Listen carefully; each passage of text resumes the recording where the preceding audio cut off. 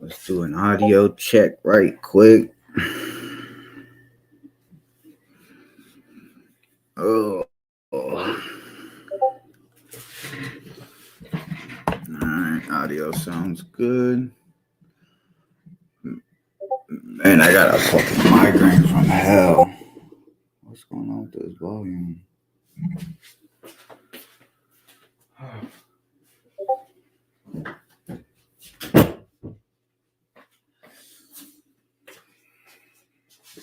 Let's cut it out. Let me do an intro. Sorry, my bad, y'all. I set the live up, feeling better, and about 30 minutes ago, my migraine came back, but I said, fuck it, I'ma still go live. What am I trying to do?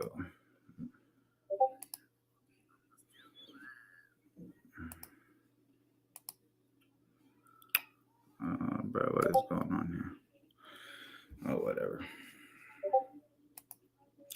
I hope y'all having a good Saturday. We got some shit to react to, some shit to talk about. The plan is to start being able to do these live streams, but kind of stay on track with what it is that I'm talking about, and then be able to chop them up in videos. Because I know I mentioned it before, but from the live streams I try to chop up, there was so much going on that sometimes it made it hard for it to be chopped up and put into like videos. So I kind of put out a plan in my brain and on paper on how I'm gonna be able to chop up the live streams. I know I haven't posted in a while. Boy, ain't been feeling good. School started and shit. It's my last quarter. I graduate this summer, but I'll walk in May.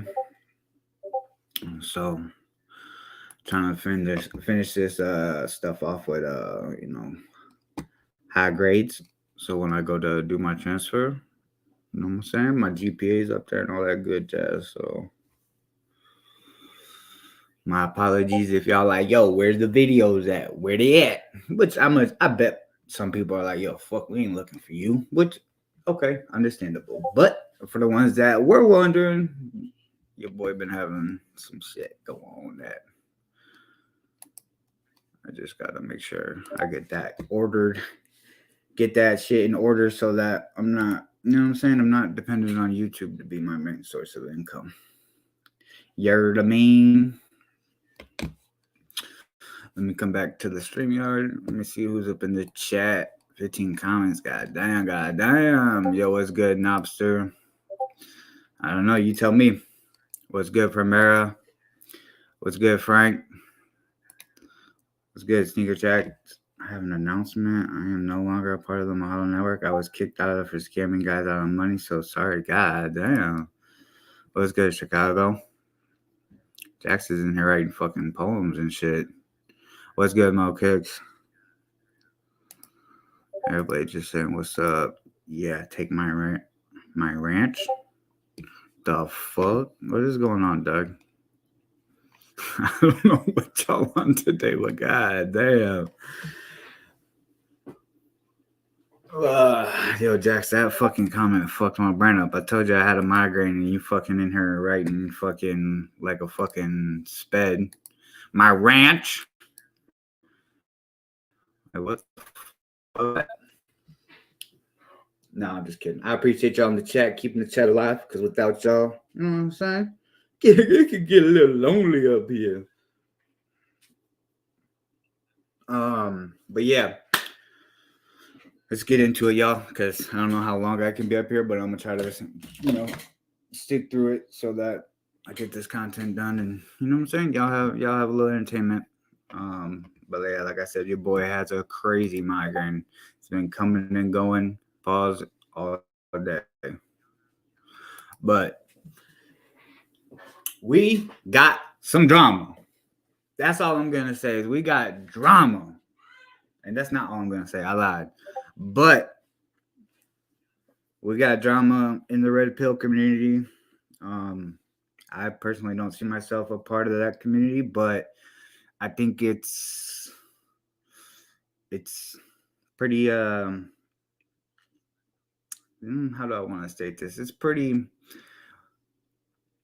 informational, I guess. I guess it could be informative on how like people should just like shouldn't invest so much into YouTube streamers, and I'm even putting myself in there. Like a lot of people you see like when someone's got 100,000 plus subscribers, a lot of people, because they have the same views or they find the person funny, they then subscribe, donate, fund the person. And I feel like just in the last week, we're starting to see a lot of stuff come out where the people that people are looking up to aren't who they are, and they're really just in it for the money. But I mean, if you've been around YouTube for long enough, you've seen that it's transitioned from entertainment to a money grab. So me personally, I don't invest like my morals and values into someone because you just never know, dog. A lot of people get up here and they front and they act like they're this person they're not, and you know what I'm saying? Shit just ends up always getting brought to the light. Like whatever's done in the dark always comes to the light. Like I don't care who you are, from the smallest YouTuber to the biggest one. Like so, and I just advise the people that are watching this now and replay on the replay, just don't invest all your morals and values in someone and think that they are who they aren't. And I said I kind of spoke on this point last live, like just just be wary, be careful, like who you give money to. Like I've seen some shit where the last like 6 days I felt like was some sucker shit, like 6 7 days, like just super sucker shit, like making it to where like you have to be a member on their YouTube to type in their chat, but they claim they're for the people. And oh, we hold people accountable, but you gotta be able to pay to be in my chat to hold me accountable for the stupid shit I've been doing. Like, bro, what the fuck you got going on? Like, you in this red pill community talking about you for the people, you stand for men's rights, all this extra shit, but in reality, you only stand for yourself. You don't give a fuck about no one else. Like, so, and if y'all are wondering what I'm speaking about, y'all will see in these reaction videos. We're gonna be reacting to. So I kind of touched on it the last live with Nick Fuentes and Just Pearly, but Just Pearly did a response video, and it was a piss poor PR movement. And then a guy by the name of Sarah Garvey. He's like, now if you guys don't know who Just Pearly thing is, she's the chick that like a lot of people are claiming she was trying to fill the void for Kevin Samuels. And some of the videos you're gonna hear people say that. Well, I think only in the Sarah Garvey video he portrays as Just Pearly was replacing Kevin Samuels. And me personally, I never seen her like that, but from the comments section, it looks like yeah, people did. So like so I touched on that. Then Sarah Garvey ends up coming out. My bad. I'll tell you, the migraine fucking me up. But Sarah Garvey, one of her ex-employees, comes out and exposes her for the percentage of the contracts that she tries to write for her people. And like he comes out with some shit, and it's like, yo, and Sarah Garvey's always been a stand-up dude. Like he's never like came off as, I mean, granted, like I just said, you don't know who people are, but in face value, he's never came off as a person that would be a pushover or let someone like disrespect him in his face, and then he not feel away or do something about it. And it seems that this situation has pushed him to the edge, and he exposes some crazy shit about how Pearl is running her business over there. So we're gonna react to his video on that, and then we'll get into Abba and Preach and MTR putting light on some Charleston White stuff, and also some we'll react to Sneeko Meat Canyon. I'll probably do the Meat Canyon and Sneeko video after this. But yeah, it's pretty crazy because like you'll see like if y'all don't know who Sneeko is a YouTuber that he just created good content. He's been on YouTube since a kid, or since like 13, but like 4 or 5 years ago, he was putting content up that was like super like edited and like just it had good message behind it. It wasn't like leaning one way more than the other. It was like it just seemed right down the center, like just not leaning too much into the red pill community or leaning too much into the left bullshit. Like it just seemed pretty down the center. And then now when you look at him, he's just all the way full blown fucking out there. I don't even know where you put Sneeko, but like in the video album Preach, pull up a video of Sneeko critiquing Andrew Tate, and all of a sudden now he's like the mini Andrew Tate. So you went from criticizing this dude on how he was talking about people to where then you are saying exactly what he said only just a year later. And the same thing you clown him for, you essentially are wearing and doing a year later. So like I just think it's crazy that like people will be influenced so fast by someone that's got either a lot of money or a high subscriber account. So with that being said, let's get into it. I won't hold y'all no longer. Shut up, hello, shut up. Okay. Let me see.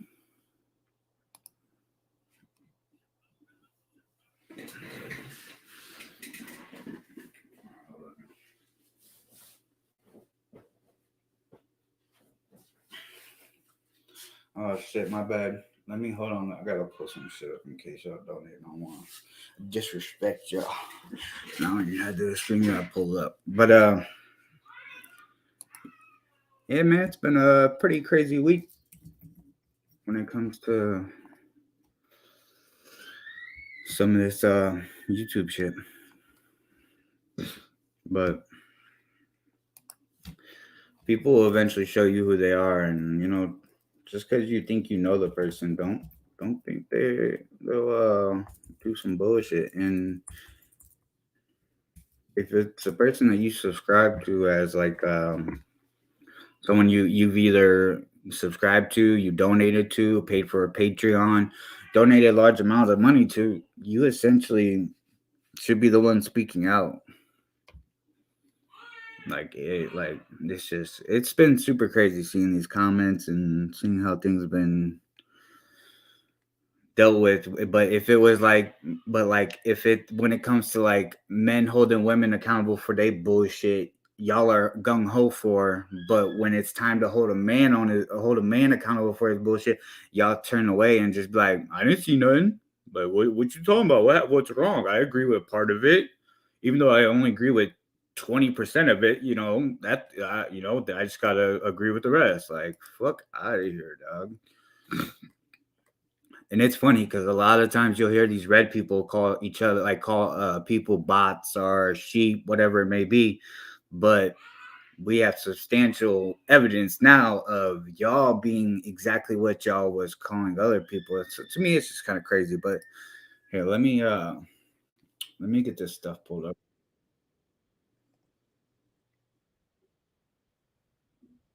I gotta go. My bad about my son, yo. You're probably like, what the hell is that screaming? Let me go get him situated real quick. We're gonna play this. Oh shit! Part 70, we finna hit 70 million views. This is beginning. Tell me what's next. Why so serious? Yeah.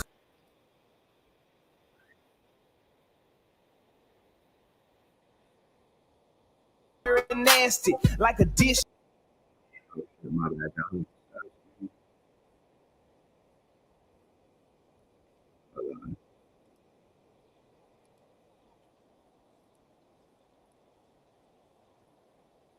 I got a lot of fans like the back of a church pew. All around the world, people know what I'm about. I'm hot like a husband that just called a cheating spouse. No food fight, but my niggas told biscuits. Cause these fake niggas be squares like Trisket. And also, probably too broke to pay attention. I am hood rich and that is not an opinion. We make big cake, but you cannot taste the batter. I'm cold when she suck, I hope her teeth don't chatter. Shawty go hard, she a shaker and a mover. I'm just trying to get up in the meat like a skewer.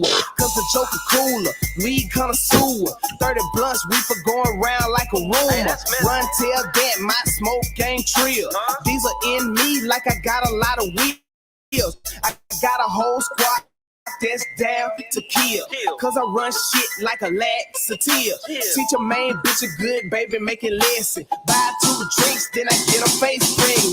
Now she always trying to kick it with me like Tekken. My wish is her come man like Jeffrey. Ice, Man, what y'all know about the Joker? Nowadays, nigga ballin' like an instant. Nigga play with me and he gon' be history. Scratch my index cause my trigger finger itch. She took the clothes off like, what you gotta say now? Damn. I told her gon' bust it like a greyhound. Hit her from the back cause I don't. Yo, what y'all know about the Joker, Make a though? bitch talk to a wall like Facebook. Saw me in person, now I she don't know don't if know y'all what could hear to me, do. but I was looking at when this song was released. 12 years ago, dog. You fucking old. Blowing on trees like the motherfucking sap high. The only punctuation I can see is a comma. God damn, dog. I was just looking at like when that song came out. I'm fucking old. That shit was 12 years ago. 12 years ago, y'all. Sheesh. My bad, y'all. I don't know. I'm making rookie mistakes right now as a streamer, but it's all good. It's a learning process. I'm a baby when it comes to this YouTube shit, dog. I'm a baby when it comes to this YouTube shit, dog. But, you know what I'm saying? I'm going to get it right. I'm going to get it corrected. We're going to get down the routine. We're going to find how to, you know what I'm saying, maneuver and, you know what I'm saying, make moves within these YouTube streets. Oh, no. Why is it? What's going on here, Captain? I almost just logged in with the wrong account. It's got to be this one. Why is it? Okay, there. Oh, that's why. So, yeah, if y'all don't know, I did start an Agree to Disagree live channel. I just haven't been going live over there because the plan is to transfer lives from here to over there. So, you know what I'm saying? Eventually, I'll just delete them from here, shoot them over to, or upload them on the live stream channel, and then I'll chop up the live and put it on this channel where it's more of like a reaction set type shit. Let's see. I'll get to the comments in a section. Yeah, I just got to get this Streamlabs shit set up. Woo, boy, this migraine, that shit been killing me all day, doggy.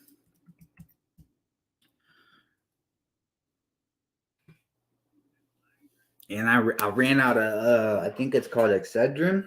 That shit used to be like, that shit used to be the fucking go-to when it came to like not getting a hangover or nothing like that. Excedrin was the one. You take 2 of them before you drink, you're waking up with no hangover. And now they fucking like regulated them to where you can't really like get them like that, or you can't they don't even make them like they used to. They're just now like generic white pills. Before it was like a circle with a green and white bottom. Them motherfuckers was lifesavers in drinking. Let's see what y'all on. Golf course of the golf.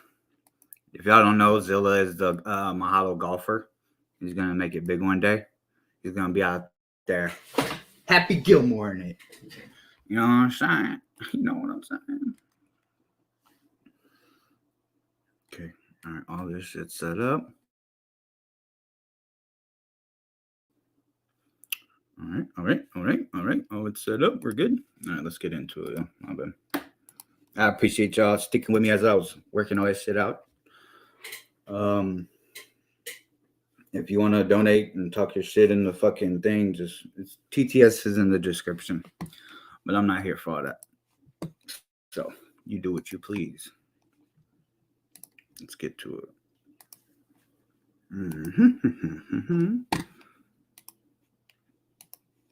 Let's see. All right, so y'all, this gentleman is named Sarah Garvey, by the name of Sarah Garvey. I don't know, that's just a weird name. But yeah, this gentleman's name is Sarah Garvey. He is ex-employee of Just Pearly Things. He drops a video. Here's his name right here. S-A-R-A Garvey. Sarah Garvey. He's got 100K subs. The truth about Pearl.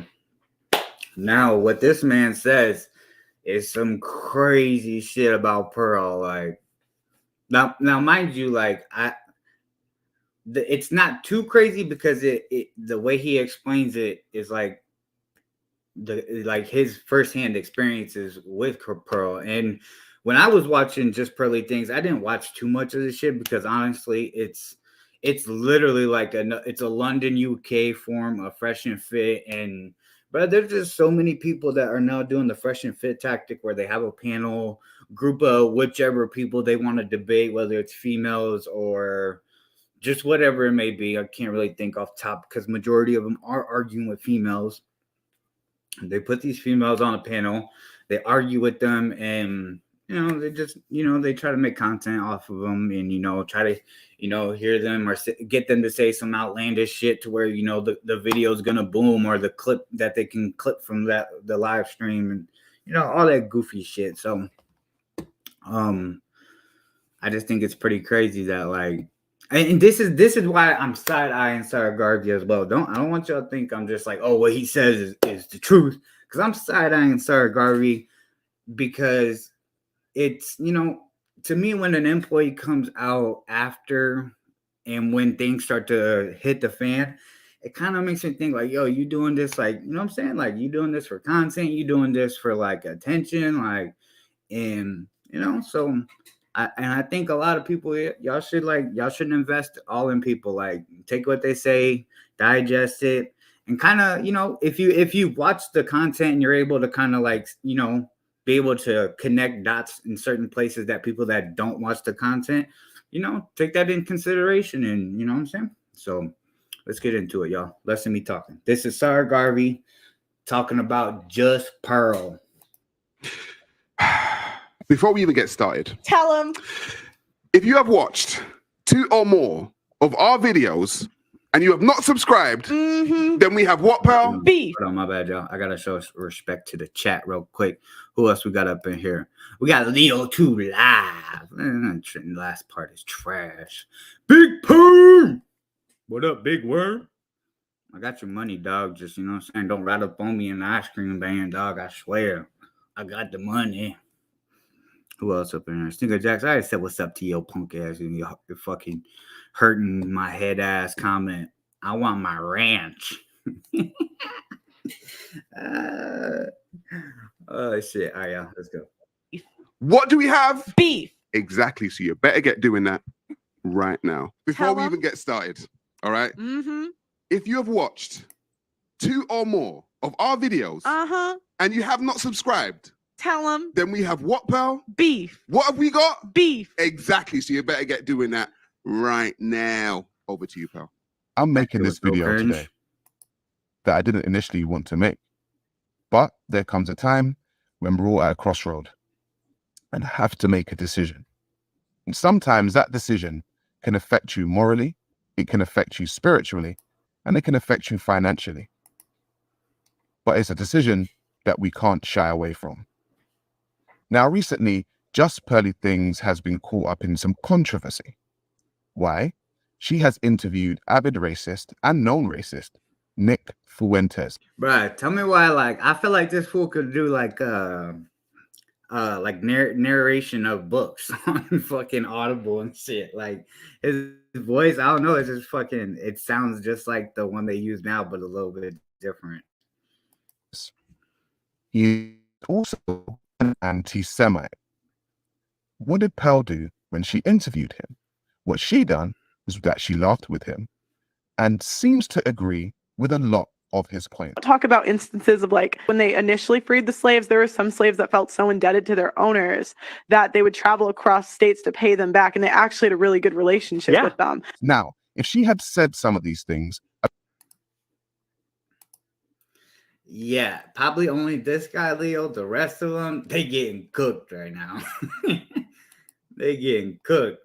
And if you stick around, you're gonna see why they getting cooked and why they doing some how can I put it? They doing a lot of sticking up for Just Pearl. But in this video, he explains why they may be doing that. I'm not gonna say what he said is 100% true, but it's worth taking into consideration. About the Jewish community, she would have been cancelled in a hot minute. Ask Kyrie Irving. Ask Kanye West. Now, this isn't about the Jewish community. This is about us. Okay?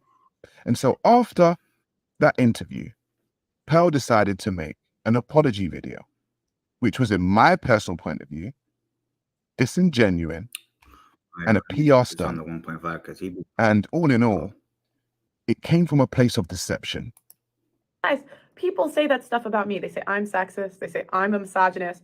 And, you know, I really just like to give people the benefit of the doubt when I interview them. I don't. I want y'all to keep this in mind. What does being claimed to be misogynistic and sexist compared to someone being accused of being a racist? Like, I don't understand. Like, to me, that was, and this came from Pearl's apology video, and to me, I felt like was bullshit, and it was honestly cringe to listen to her apologize about this shit. Like, it was just super cringe that I didn't even want to react to it on my channel or do a video about it because it was so hard to watch. It was just so cringe. And it's like, yo, you did such a false comparison here. Like, but once again, she's trying to signal to certain people like, yo, like, I feel bad, this and that. And then, you know what I'm saying? People are, oh, she feels bad. Like, look, she said it. So it's got to be true. And it's like, wake up, dog. Go into interviews trying to interrogate someone. I just more try to listen and see where they're coming from. In hindsight, that wasn't smart. And in hindsight, I should have had someone, you know, maybe Sarah Garvey, maybe another content creator that could have pushed back more and really was more educated on the topics that he was talking about than I was, because I certainly was not an expert in any of the stuff that he was talking about. Now, I've been on social media for a while, and I have done interviews with the likes of Tommy Robinson, Sargon of Akkad, politicians like Lee Jasper, and also Lin May and people from the music industry like So Solid, Mega Man to be exact. Now, Pearl was reacting to my content prior to coming to the UK. And so when she came to the UK, I was very interested in the content that she would actually put out.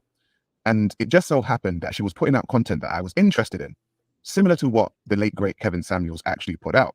And I understand it because I myself had been embroiled in court cases and things of that nature when it comes to the mother of my son, and understand that the gynocentric order in which we live in is something that needs to be spoken about. So when she came to London, she said that she wanted to make a podcast. And I said, no problem. Okay, let's talk about it. And I decided to feature on her show. Now, when I featured on her show, because of my following in the UK, people would tune in. So essentially, I helped Pearl grow her channel. Okay, I was on there week to week, and I was working with her based on a fee. So the tragic death of Kevin Samuels happened, and there was a vacuum within the Manosphere space. Who was it going to be filled by? It was actually filled by just Pearly Things, along with other content creators. Now, I believe that the reason why this space was filled is because Kevin Samuels had a large following of black men. And these black men were essentially fed up with the way feminism had taken over their community, specifically their women. So when he died, there was a vacuum and a lot of black men looking for content like this, and it was filled by Pearl. And I believe that Pearl rose to fame because she herself was the opposite of what those men had been seeing. She was a white woman. She wasn't the types of women that they had been seeing. And essentially, she was regurgitating Kevin Samuels' content.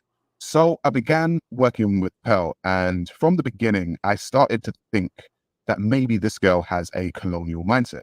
Now, we all know that we don't want to be paranoid. So I kept working with her. However, the more I worked with her is the more that I saw. She had a colonial type viewpoint when it came to black people. And I had to school her a few times on what it was like to be black and the black experience, and also what slavery and colonization was actually like. Do you think that historical catastrophes must be compensated for? No. No. That's stupid. So then, I'm not agreeing or disagreeing. Yeah. So then, how come there were groups of people that got compensation then? How come? For instance, like Jewish people, Chinese people, Japanese people with the bombs. Like there were groups of people who got compensated. I don't know. So it wasn't fair. What? Well, I'm talking about like when I think about group, I think about reparations. So I mean, maybe if the people were still alive today, like I don't know, maybe. But like when you said historical, I thought you meant like at the past, not the present. Yeah, so like in the past, it's like people talk about slavery. So in the past, you know, the Holocaust happened in the past, you know, the Japanese, but people got compensated for it. Yeah. There's a book, right, called How Europe Underdeveloped Africa. And when you read that book, you realize that the whole Industrial Revolution and stuff like that was started because of the colonization. And you just think, Well, if you didn't do that, then you wouldn't be as successful. So what do you mean by the colonization? So the colonization of Africa, so both the people and the resources, right? There's a direct correlation between the colonization of Africa and the Industrial Revolution. Okay. And so with all the metals and the rubber and all this kind of stuff coming from Africa, it fueled the Industrial Revolution of the West. Wait, so you're saying like in Africa, when you say colonize, you're saying like did England come in and colonize? Yeah, like so European, France, Spain, Portugal, England. And they like enslaved Africans? And yes. That's what you're saying? Okay. So they enslaved and at least colonized the continent. Okay. So when you colonize a continent and then you take ownership of the resources, you're able to gather those resources together and use them to your own benefit. Right. And so you gather those resources, use them to your own benefit and build up your economy, all the while messing up the economy of that actual country. So that video was filmed. Now, if y'all didn't get what he was basically explaining there, was he, recommended the book, but then he broke down as to how America became the country that they did based off of slavery, and because of how much money the cotton industry generated in economic stimulants for America. That is what they are referring to when they say America was built off the backs of black people. So, yeah, if you was wondering, that's basically where they're pulling that from in regards into like the cotton industry that, which majority of black people worked. Like there was other, Native Americans and Mexicans out in the fields, but it was majority black people that were you've seen in the fields from historical pictures. So that's what he was referring to there. If you needed a quick breakdown and was like, yo, what is this dude talking about? In 2022. And in that video, what you saw was me attempting to tell Pearl and show Pearl what colonization was like. How people went to another group of people and took their resources and took what was theirs and built their empire off of it. So when Pearl now plays like she doesn't know what colonization is and she doesn't know what slavery is, and she says these insensitive statements, in that video, I actually attempted to give her a book. It was called How Europe Underdeveloped Africa. I've read it myself. She semi-dismissed that book. She kind of dismissed that book. And then she went on with herself to go and interview a man like Nick Fuentes. Pearl has Africans that work for her. Now, Nigeria has many issues. Now, the disparity in Nigeria has rich and poor people living just on the breadline. And Pearl has these types of people working for her. They edit her videos. They make her thumbnails. So look what I have here. Now, real quick, just in case y'all didn't see it, this guy right here, his name's Blessing. He's the editor for Just Pearl. This guy right here on the right, his name is King Riches. He goes by I kept wanting to call him King Richard or Riches, but it's Riches, Richez. And he's one of the main people that have been catching flack for sticking up for Pearl and trying to play light on the the Nick Fuentes interview. And this little clip that I'm about to play is basically them trying to do their spin on Nick and Pearl's things in regard to Pearl saying, yeah, I'm trying to get my Africans to America. They're trying to make light of those comments and basically be like, yeah, look, my white people worked hard. They got this plaque. And Sir Garvey will break down a conversation that he had with Pearl. And if he's telling the truth, this guy right here, it seems like he had been sticking up for Pearl based off of him having a contract. And once Sir Garvey goes into the percentages, because essentially, that's what, when you sign a contract, you're getting a percentage, but you're not getting like a crazy low percent. You're supposed to get a decent amount. And it may be to why the reason that King Riches has been for the last 2 to 3 days going at people in the comment section, trolls. And one thing I thought was pretty much a sucker move by King Riches was that he was going at trolls in the comments. And now, if you've been around long enough, you know that some trolls, they work a 9 to 5. Some trolls are well off and They ain't gotta go to work and shit. Or we know trolls that, stay at home, depend on the woman to pay their whatever money they need. They expect the woman to give it to them, or at least be just bums and just stream all day. So there's a wide variety of different types of streamers that we have came across on this platform. And I thought it was pretty crazy that King Riches decided to, on his live stream, hone in on just the people that worked a 9 to 5. He felt like going at people that worked a 9 to 5 was a good way to basically counter-react people in the trolls in the comments saying that he stuck up for Massa. Oh, he's only speaking, and I'm talking about solely about this guy right here while I'm running the mouse around.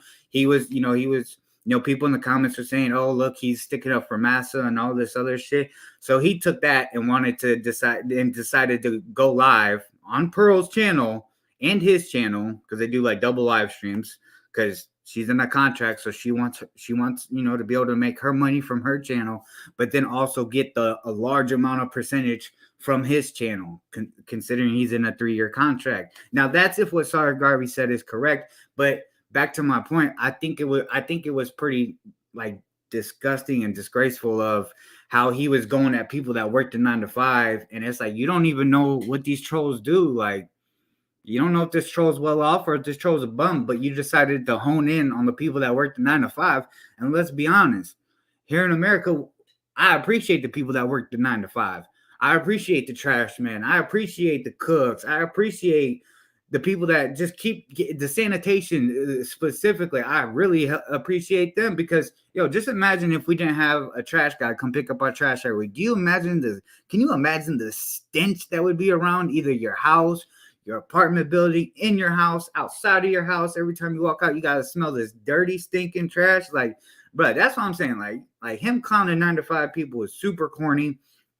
Because it's like, if you understand how the 9 to 5 system works, you understand that it's needed. Everybody that works on it, it's not a bad thing. But in today's time, they have decided to weaponize the 9 to 5 term and use it against people and clown them and make them seem like they're better than those 9 to 5 people. And if you ask me, I'm more appreciative of the 9 to 5 people, because they're the ones that are working. Even in you know what I'm saying? Because if they don't work those 9 to 5s, they'll be homeless. They'll be back on the streets without a house. Like, so they know, I gotta work this 9 to 5 to take care of my family.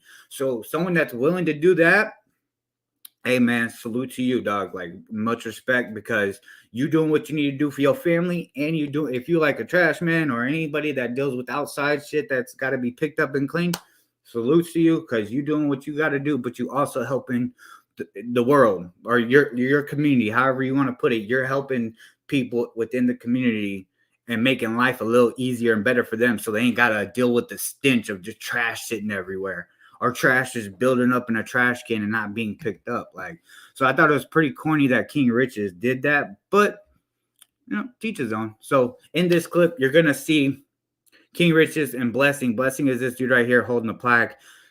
Try to make light of Pearl's comments and try to be like, oh, well, my white people are doing good. Like, this was just super cringe. This is evidence to show how hard my Americans work. No, hold on. You forgot, yeah? This We is how appreciate hard you too, my Jax. white Americans work. Oh, yeah, sorry. They're very hard workers. Yes. I like how they work. My white Americans really work hard. You see that? They inspire us to work hard. No. Do you know what? They don't even inspire. They're working hard for themselves, bro. Okay. They're putting in a lot of work, yeah? They put in a lot of work. My white Yes. white You Americans guys should work hard. Work hard. Yeah, you can. Now, mind you, they're referring to when they're trying to make light of Pearl's comments when she said, I'm going to take my Africans to America, and which was super crazy and cringe to see. But she did that in the interview with the known racist. So it's like, bro, what are you doing saying shit like that? Like, to me, it was just crazy. But yes, Jax, we definitely need people like you. We appreciate people like you that transfer semen, transfer tests and illnesses or whatever, blood samples, whatever it is, eyeballs, brains. We appreciate you too, Jax. Like, people, without people like you, how are people going to know if they got a sickness? How are people going to know, like, if they're able to, I don't know what you carrying semen for. I'm assuming is to serenade or impregnate another girl. So I don't even know if I use the right word when I said serenade. That sounds crazy, but we don't know if it's to impregnate other women so that they're able to have whatever it may be, Jackson. Whatever you do that for, we appreciate it, sir. Now go fuck off.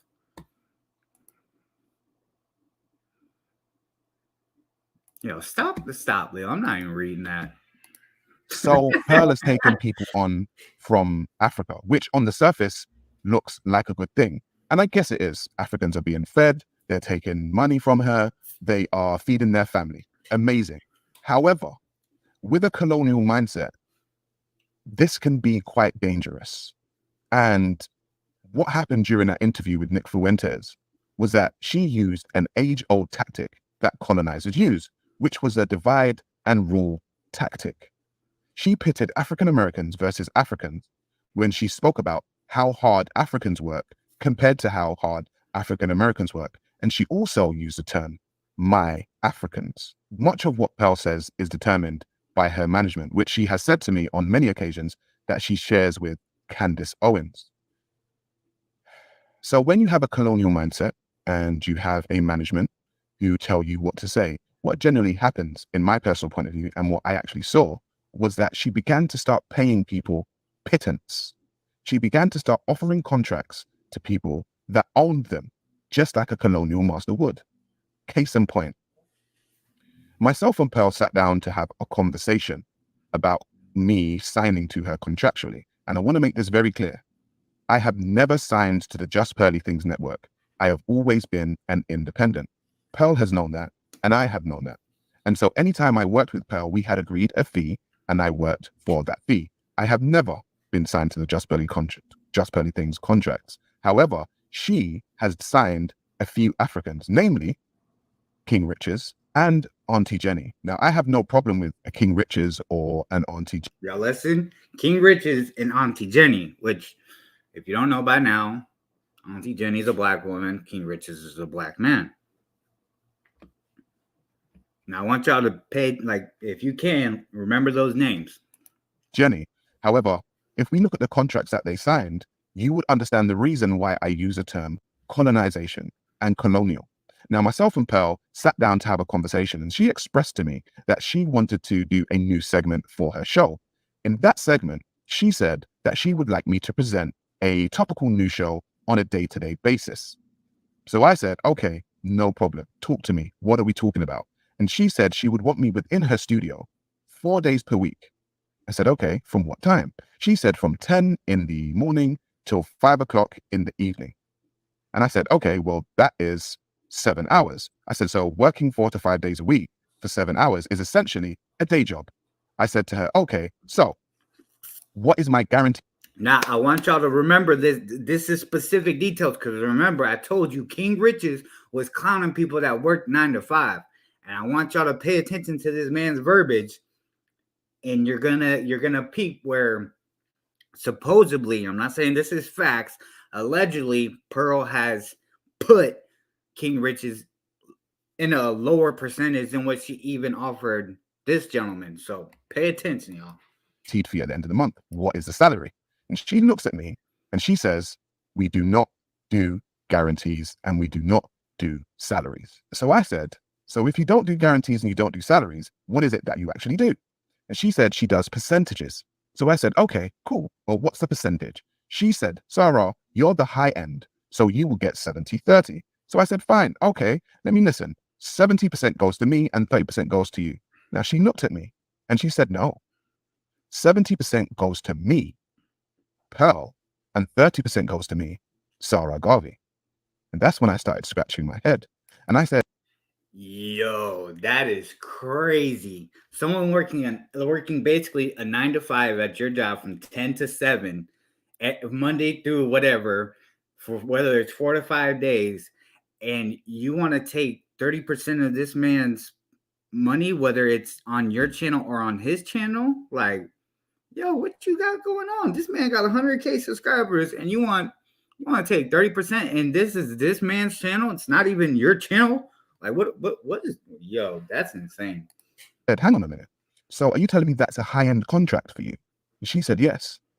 And I said, so are you saying that Just Pearly Things Network has other people on low-end contracts? She said, yes. I said, King Riches and Auntie Jenny? She said, yes. I said, what's the low end? She said, it's 10 to 15%. So, yo, King Riches, if you see this, what's up, dog? You was popping all that shit about the 9 to 5 people.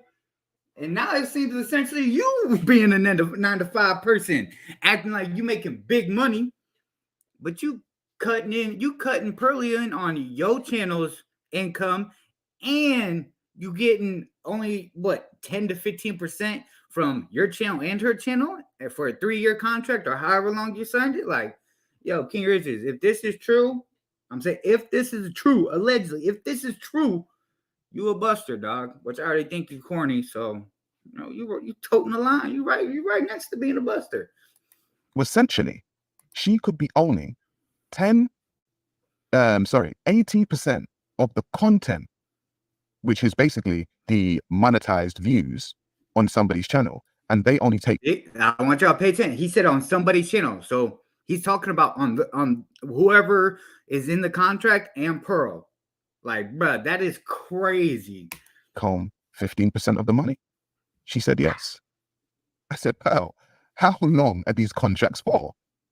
She said 3 years. So I said, let me get this straight.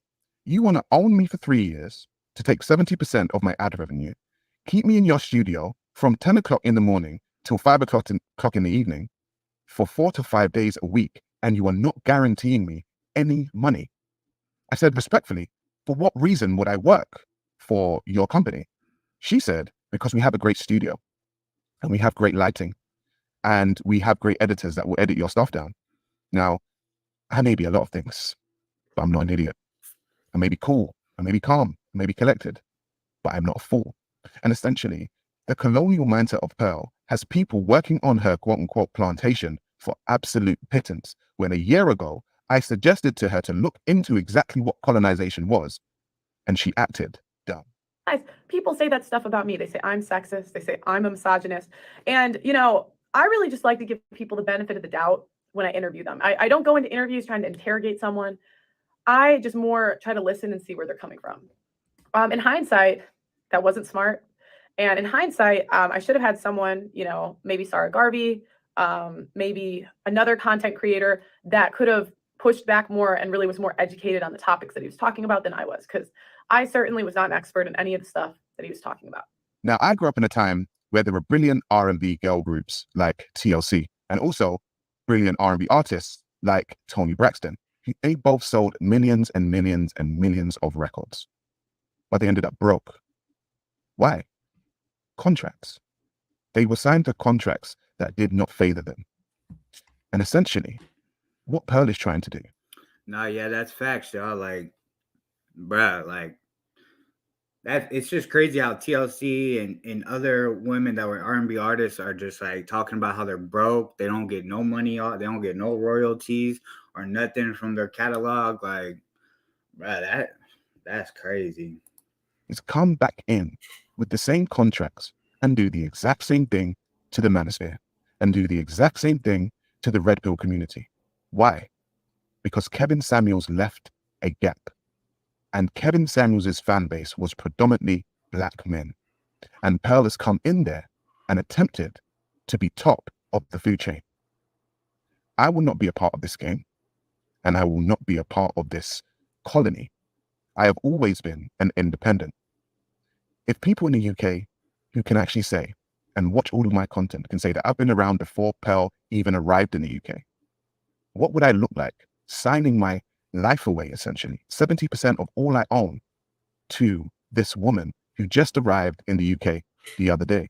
She said to me that she's actually looking to sign more talent this year. Good for her. Good for the talent. But I hope they watch this video, and I hope they realize exactly what they will be signing. And I actually hope that this video makes her think about the ways, because essentially I had been with her from the beginning and I had helped grow her channel. And if she could suggest this to me, somebody who helped her grow her channel, then you are nothing to her. I have only given you around 30% of what I know. We haven't even touched on the very odd and weird parties that Pearl likes to invite people to. And I was invited to one last year, and she told me that her manager was coming from America and they were going to have a party. And very interestingly, they said that it was going to be board games. And I said, okay, cool. I don't mind playing Monopoly. I don't mind playing Snakes and Ladders. When I got there and I asked her about the board game, she said, no, a board game. There was a whiteboard in the living room.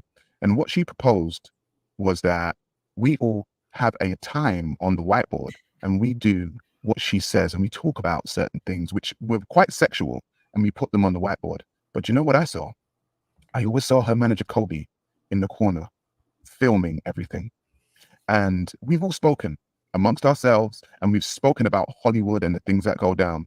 And within that party, what I saw was if people were on that board doing very sexual things and doing things while they were drunk, that stuff was being recorded. But we'll speak about it another time. I want to ask the men here. Okay. Women, raise your hand if you think women like violence. All right, y'all. Just in case y'all didn't peep what was going on, Sar Garvey was showing footage from a party that Pearl invited him to, and yes, she was asking them to do some, I guess, sexual motions in regards to whatever board game they were playing. I guess like what's this shit called? I don't even know. But there's, the game where you get something on a card, you draw it on the board, and then people got to guess the shit. I can't remember right now. But yeah, that's pretty crazy. Like if what he said was true in regards to the percentage amount that people are getting in these contracts, and only receiving 30%. Like say you start a YouTube channel, you've been around since 2016. Someone comes in, gives you a contract, and you take only you know what I'm saying, they offer you only 30% off of your own channel, like, and then you may make 30% on their channel when essentially you're only making 60. But if you would just stick to doing your own thing and not worried about signing contracts or like teaming up with people, you could get 100%. Now, granted that people get blinded by the amount of subscribers someone has or the amount of attention that someone gets on social media. It can blind people's judgment.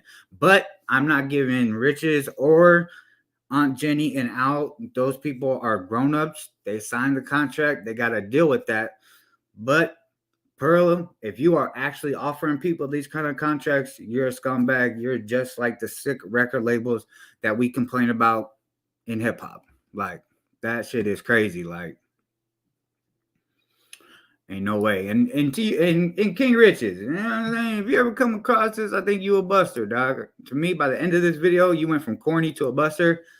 Just based off of like how you've been, like, because some of y'all don't know, but like the last 3 days, I've been watching this fool go live and argue with, like he basically puts out a Zoom link and people can get up there and argue. And he's just been arguing with trolls. And some of y'all in this chat that are in here right now, man, don't give a troll no attention, because that's what they want. They want attention. And as soon as you give them attention, that allows them to drive the knife even deeper within whatever it is that they got you upset about. So, King Riches, you did 3 live streams in the last 3 days talking about this situation and talked about people that work 9 to 5s, and look at you, sir. Seems like you're a 9 to 5er just in a contract form, which I don't see how that even is like possible. But hey, dog, get how you live. Like, to me, that's super corny. Pearl, if she is doing this, I'm saying these are allegations. Nothing has been proven to be facts, but I'm reacting off someone's video that I feel is a genuine person, but I wouldn't put my 100% trust in him. All right, y'all. Y'all want to get into the funny fuck shit? Let's do it. Let's do it, dog. We about to react to Meat Canyon. If y'all don't know who Meat Canyon is, he is an animator who creates animations of, he's done one of Andrew Tate, and he's done a bunch of other people that have been under, whether it's, under the fucking troubled spotlight of social media or whatever he feels like, is funny and a funny animation to make. He's probably done it. I'm gonna be honest, I've only been hip to Meat Canyon for like the last, I think, 5 to 6. It could be longer because I may have seen the one he did on Sneeko a long time ago, but I'm only recollecting 5 to 6 months ago. So, but yeah, if y'all want to see more Meat Canyon's content, be sure to go check him out. Meat Canyon, I'm about to react to your video, and also we are going to react to Abba and Preach's video of the Meat Canyon. And then after the Meat Canyon video, they kind of break down how Sneeko went from being an open-minded person who speaks for himself and doesn't emulate people and steal their whole stilo and become them. He was, and then they kind of show how he's transitioned over the whole year from being that type of person to being this full-blown fucking Andrew Tate emulator. But in the first part, it's funny because he was bashing Andrew Tate and Tristan Tate about how they were speaking about people, how they were dressing, and you'll just see in this video that Abba and Preach did a really well job of being able to piece this together. Because I'm be honest, I was watching Sneeko a year ago. Because honestly, he wasn't full blown fucking red pill by then, so his content to me was a little digestible in regards to it wasn't always acting like the tough I'm alpha male. No, it was just like, just a dude seemed like he's chilling on stream, just chopping it up, kind of like what I'm doing with y'all right now. And then eventually he just becomes this full-blown fucking red pill goofy, and yeah. So let's get into it, y'all. Just like, yo, Mello, shut up, dog. Play the video. Yo, and also real quick, I want to shout out Abba and Preach. I fuck with their content. I think they do pretty well on calling shit down the middle. But trust and believe, Abba and Preach. If you ever did some fuck shit, I'm going to talk about your punk asses too.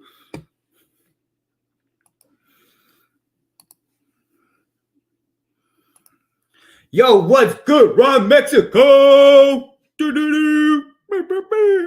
Yo, I was looking at the chat.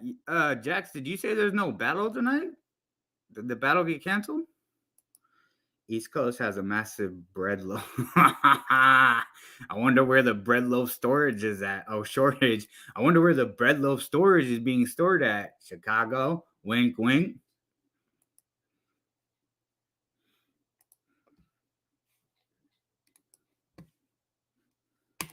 Sneeko met Charlie. Who's Charlie? Moist Critical, the guy, the white dude. I'd love to see that little soy boy come up here and mess with me. You all. Who did that? You see what's happening in the background? You see what's happening here? You all know he ain't gonna say anything to my face. Now, if some of y'all don't know, if y'all didn't see the Meat Canyon like animation of Andrew Tate, this is Andrew Tate back here on a poster. Also, there's like hidden gems. So if you've been watching this shit for the last year, you'll kind of pick up on what hidden gems are in here. So I'll point them out as we go along. What? Is that Charlie?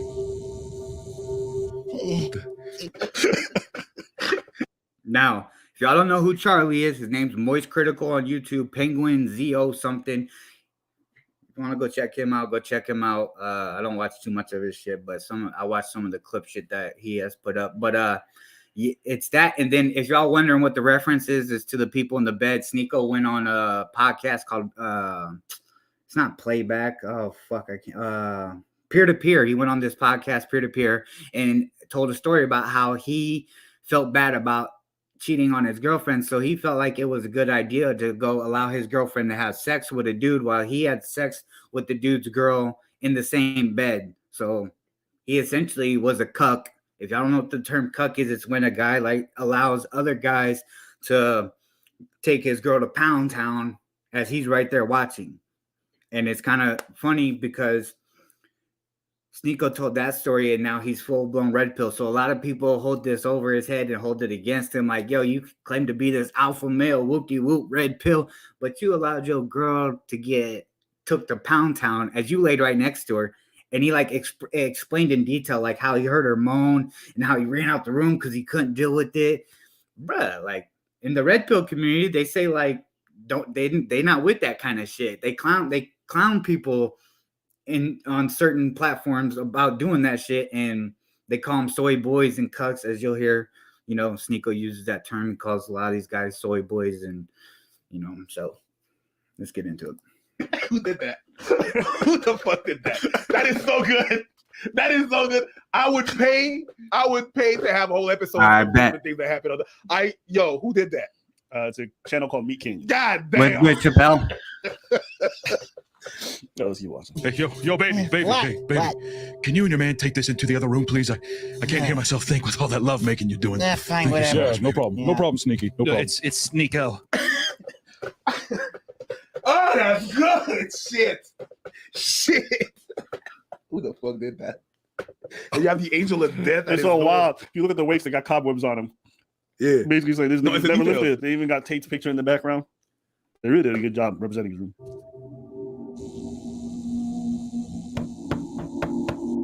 Yo, Chet, Charlie is at my door. What should I say to him? What do you want, you little soy boy loser? Nice. What the hell is that?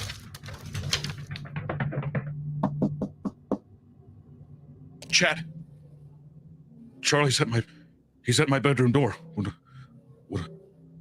do I do?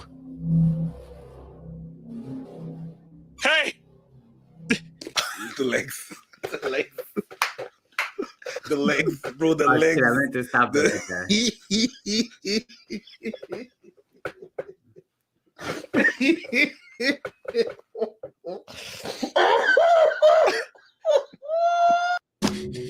He's not leaving.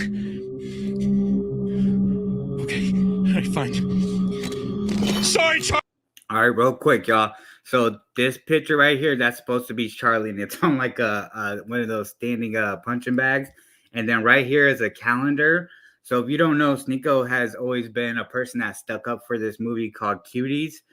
And it kind of like it sexualizes young girls and little girls. Like me personally, I'm never watching it, so I can't really be like, yo, this is. But Sneeko, for whatever reason, has this stance that it wasn't trying to just like, I guess, because a lot of people are saying that like pedophiles will take this movie and do whatever they do, like some weirdos with it. But yeah, so they take that, and he's like, no, that's not what they're portraying in this movie. But it's like, dog, any kind of movie that sexualizes kids in any form, I am not watching. I'm good on that. What the fuck? I don't care what kind of message they're trying to provide. Nah, I'm good. Charlie, but you asked for this.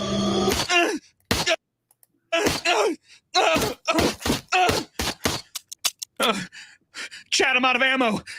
I gotta find another clip. It's called a magazine.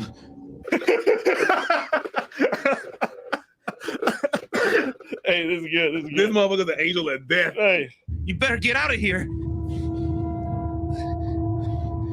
Charlie, I'm actually a huge fan.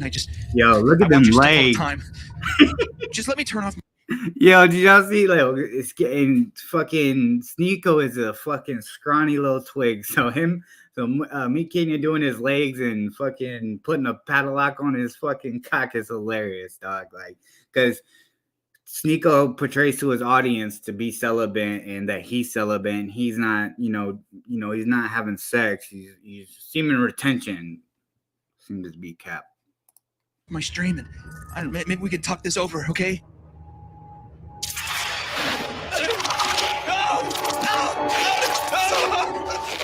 Let go of me!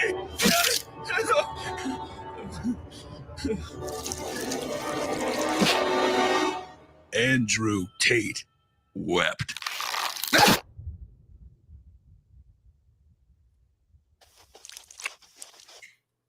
There's nothing that gets me more hard than my favorite movie, Paddington 2. This movie is like if you combined. they literally nailed his cadence the way he talks. Belle Delphine's tiny little tits and something else that's good. I don't know. Anyway, that's it for today. See ya. Yo, that's They good. killed it. So, dog, Meat Canyon killed that one. So we're gonna fast forward, and we're gonna see how Sneeko went from talking shit about Andrew Tate and his brother. Kind of like not really talking shit, but just kind of like critiquing them and not agreeing with them on certain shit. And now in today's time, he's doing exactly what he spoke out against I think it was a year, 11 months ago. So let's get into that. The red pill community seems to be falling apart, y'all. I'm not even gonna lie. Like, there's a lot of shit coming out about people that's just not portraying the red pill community in the best of light. And we're gonna get into also Charleston White also responded to these gentlemen, and MTR breaks it down pretty well. So we'll react to his shit as well. Before Sneako became like a Tate fanboy, basically, Daddy Tate's son. Yeah. There's a clip of him reacting to Tate. Watch this. Really? If I was him, I'd hate us. I hate you. Of course he does. Of course he does. Don't get mad at the dude. Now, just real quick, so you have the context. Tristan's not talking about Sneako. He's talking about this guy right here, Ethan Klein. If y'all can see my mouse moving around, that's who he's talking about. This dude, Ethan Klein. Ethan Klein is it's kind of like I don't fuck with this shit, but he was talking shit about the Tate, so they're responding, and Sneako is reacting to their response. He's fat. He's short. He's clearly lonely. He's wearing fucking baggy ass shorts. All right, now they're going a little too like, come on, bro. Fat, short. All right, you don't need to. Why are you? You shouldn't be like physically talking about another man on that level. You fat lying piece of shit. I would beat the. Y'all see that ironic irony in it? That was Sneako a year ago saying he wouldn't talk about someone like that, but this is him in like not even a couple months ago talking about the same person. Now, if y'all could peep it right here on the right side of the screen, he has a picture on his stream, and it has like I think 4 or 5 dudes, 5 up and down, and then it has another row of 5 guys going down, and then like in the middle is like where like Charlie was put, or Most Critical was put, and this is his list of soy boys that he don't like. Is he American? He looks fucking amazing. He dresses American. I'm in my tailored $10,000 suits without a geeky hat on. I haven't got a pedo mustache. I got all the women. I got money. He just said I paid $10,000. Why do you spend $10,000 on suits? It's a suit. It looks the same all the time. It's a fucking black jacket, black pants, and a tie. You don't need to spend 10 bands on that. You spend 10 bands on it so you could say in a podcast that it costs 10 bands. But just dress well. I got the Bugatti. I got the jet. It's true, but no, of course he hates us. Of course, but it's just an amazing. I got a jet. I got it. See, this one, I don't know, man. Like these self-help dudes are just are too full of themselves. Like, why are you yelling about your jet on a podcast? Now that right there was just crazy to hear him say these people are full of themselves. The self-improvement YouTubers are full of themselves, and peep this breakdown. Well, how long ago was that? A year. This is a year. Well, people can switch. People can flip. There's some. My man is like pancakes. He's lack of self-awareness for somebody like that. It's actually almost an impressive lack of self-awareness for someone like that. Look at someone like me, who's as accomplished as I am with every genetic gift God. All right, bro. Like as accomplished I am with the genetic gifts of a man and the physical superiority of my body. So why are you like, bro? You're wearing a shiny fucking bomber gold jacket with open and sunglasses on? Yo, it's just crazy to hear Sneako's critiques a year ago, and he literally explained himself in today's time. Not like 11 months to a year later, he is what he is like critiquing. Like it's just crazy. Like, and I didn't ever know that clip. I never caught that live stream. And like, I think I maybe was watching Sneako when he first started live streaming. Like, he hasn't been streaming very long. He's been doing YouTube videos since he was, a teenager. But I didn't peep that, and so it's kind of like, damn. Like, I don't know how one of Abba and Preach's supporters must have sent that clip and had it, because I don't know, man. It's crazy. It just goes to show that, these red pill guys, they don't really believe in what they're saying.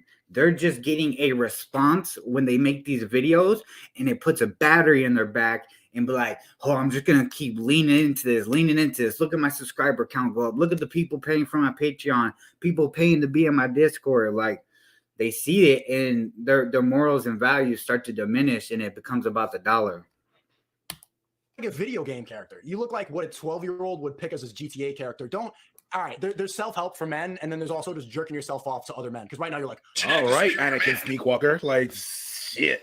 You said Anakin Sneakwalker? Yeah, Yo, I'm gonna actually give you that one. That's actually fire. No, but he flipped on the dark side. Anakin quick. Sneakwalker. That's crazy. No, but he fucking flipped on the Yo, dark that side. is actually But I fast. mean, that's what he does.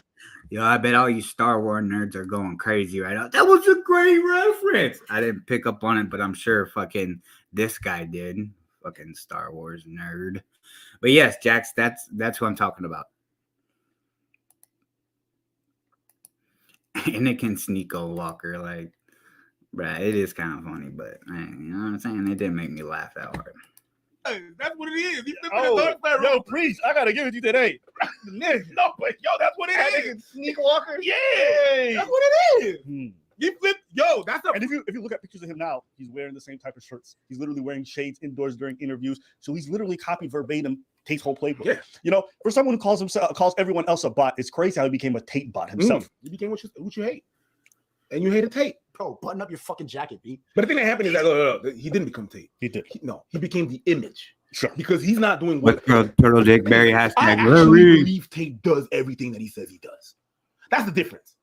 I believe he does, and he moves exactly how he says he moves.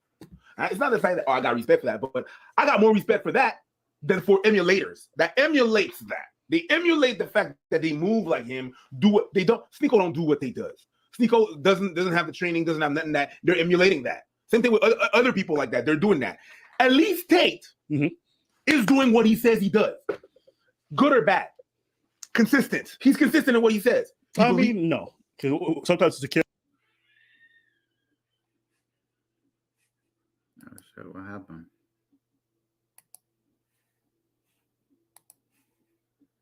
What the hell happened? Am I still alive? My internet go down? What the fuck just happened? I'm still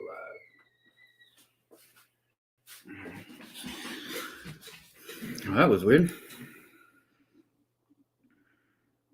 Character. Sometimes it's not. I'm just joking. Let me see what's going on. My internet connection lowers and shit. No, I'm good. Let me see. What the fuck? I don't know what that was about, but whatever. No, you're not. You know what I mean? I don't think he's consistent. What I mean by that, he's trying to play a game. You always say that he's trying to play a game, and when he says it's consistent, it's because it benefits him. And when he's saying it's a game, it's because it benefits him. When it's not, but at the end of the day, I think he really moves like that. Homie uses the. Bro, what is going on? I still got y'all in my ear. Oh. But that video is almost over anyways. It got to the points that I was wanting to point out about Sneeko in regards to basically becoming Tate Jr. a year later. And, bruh, like, Sneeko, you're not that guy, dog. Like, stop trying to emulate someone that you're not and making yourself look like a complete jackass. Like, that's why, I really want to push it hard onto the people that watch my videos. And pause. That was crazy, but I want to make it, really evident to the people that watch my channel. Like, just be careful with, how do I want to say it? Not clinging. Yeah, I guess clinging onto that's good terminology. So don't be clinging on these YouTubers and every word they say as to be, that they have good moral and values within their own life, because a lot of the times they'll just get up on this platform and just put on a show for y'all like a circus fucking clown. Like, you know what I'm saying? They'll bend their morals and values to make people laugh, and to me that shit is just like corny, dog. Like, come up here and be you. Don't act like one way and then in real life you're another way. Like, to me that's some phony ass shit. Yo, Harry said, what's good to Turtle Dick Berry? Yo, Jax, may the 4 be with you too. May the 4E be with you all. This is the way. This is the way.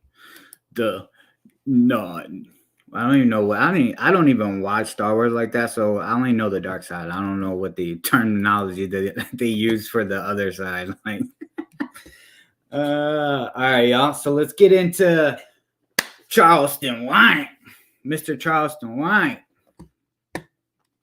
Now, if y'all don't know, Charleston White has been catching some flack for his comments in claim to being a rapist and all this other shit for the last week. Bro, what is going on? My bad, John. I don't know what. I'm about to close this YouTube window. It's wilding out right now. Let me close this. Grand Theft Auto must be running my shit up.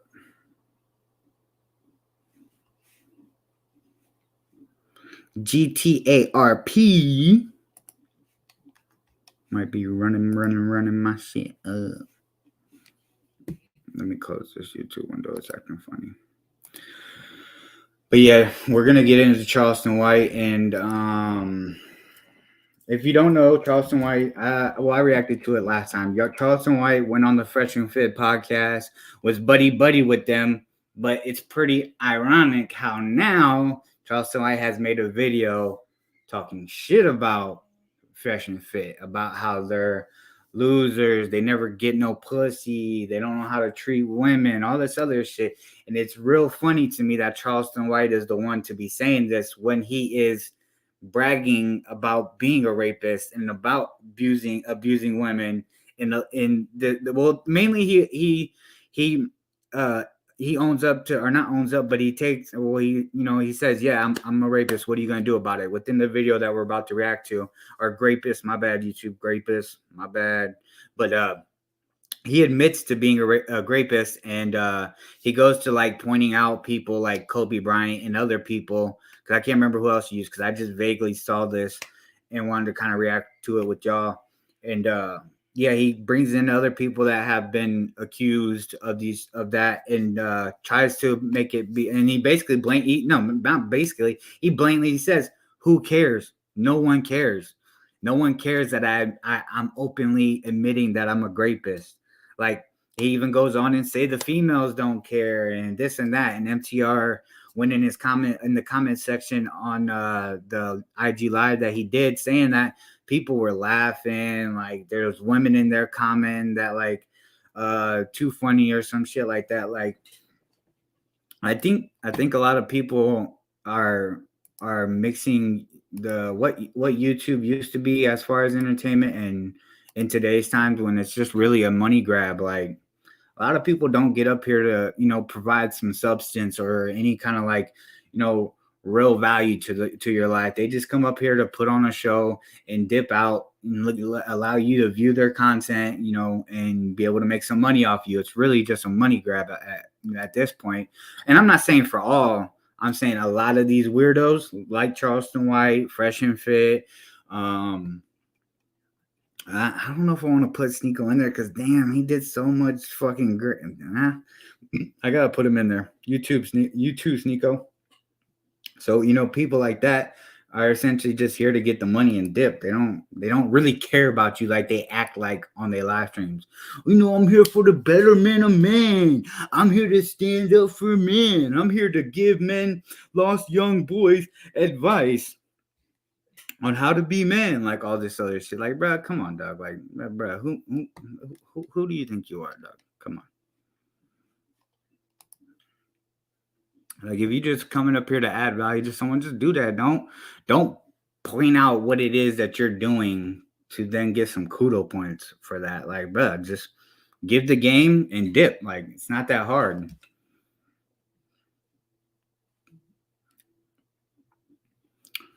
Bro, what is going on with this? My internet's having issues. What with this shit running dumb slow?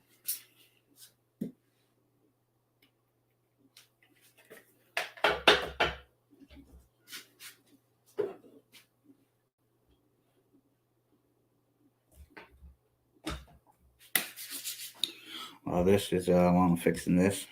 We'll see what y'all saying in the chat. What? Nah, I just want to start when I go to the chat. Jesus Christ. Not Revenge of the Sixth. Oh, shit. Revenge of the Sixth, not the Sith. Yo, Jax is about to go crazy because you said that, Turtle Dickberry. No, it's the Sith. It's not the Sixth. Oh! Fucking Star Wars fucking nerd. I can't talk no shit. I'm a Pokemon nerd, so It is what it is, pussy. Now I'm gonna let this video load up a little bit so this shit don't just drop, because I don't know what the fuck is going on with my internet. Just paid the bill, so they might be having some issues at home base or some shit, but oh yeah, while I'm waiting for this to load, let me make sure I tell all the people in the chat and anyone that's watching the playback, tonight there is a battle on Sneaker Jack's channel. It sounds like maybe someone had canceled out, so I think Perm is battling. I don't know who I know Perm is battling, but I don't know who Perm is battling. If you know, someone could drop it in the chat so help your boy out. Wink, wink. But now, yeah, there's a battle on the homie Sneaker Jack's channel tonight. Be sure to be there. I think it's 9 p.m. Jax, if you in here, drop the times, because earlier I know you told me, but I can't remember if 9 o'clock is for Central Time or if that was for West Coast time, and then 12. I think that's right. I think so. It's gonna be on East Coast. It's gonna be 12 o'clock, and on the West Coast, it's gonna be 9 o'clock. So if you're Central, it's 10 o'clock. Thank you, Nasser.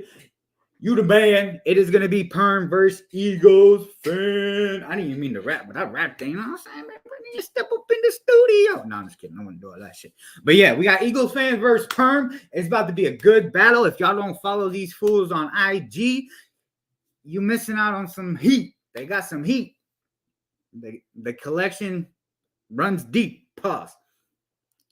Now, with that being said, make sure y'all there to support Sneaker Jacks, support these battlers. You know, if you got $5 or something, you know, they don't really do it for the money. I know these gentlemen, they rich, like they sneaker files rich.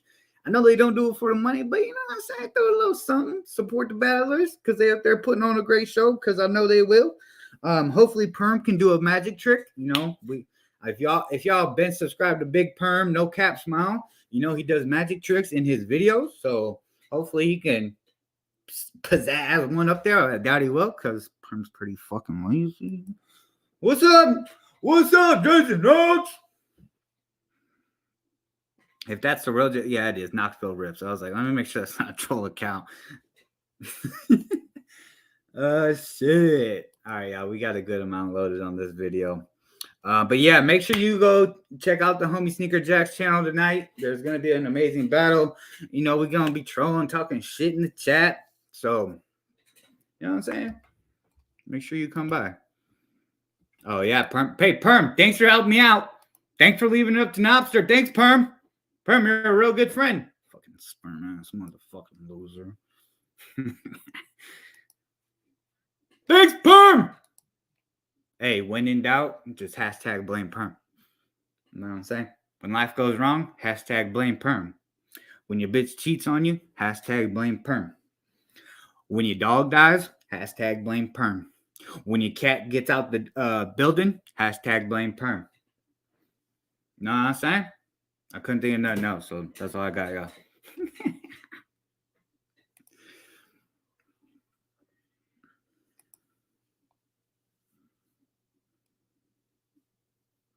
Dude.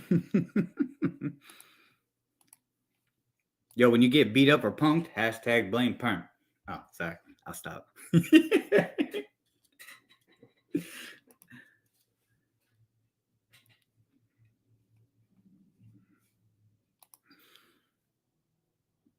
see.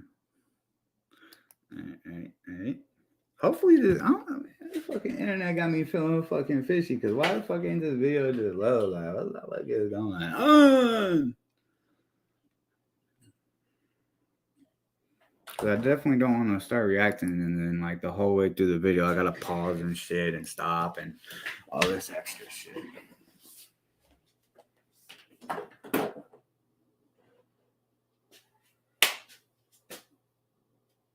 Yo, did anybody that's in the chat right now by chance hit on the Nike SBs or go for the, I don't know, have the cool gray or not cool gray, but the gray and white 11 lows release? Have y'all snapped on there? Did anybody get what was it? The big bubble Air Maxes? Jax was losing his fucking marbles about that shit. I need a pair.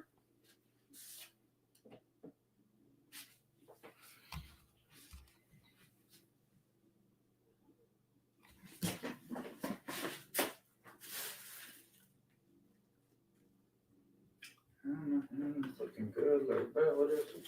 I wonder if it's my computer because I had too many windows open or something. I don't know. You know what I'm saying? Saying what I know. I know what I'm saying.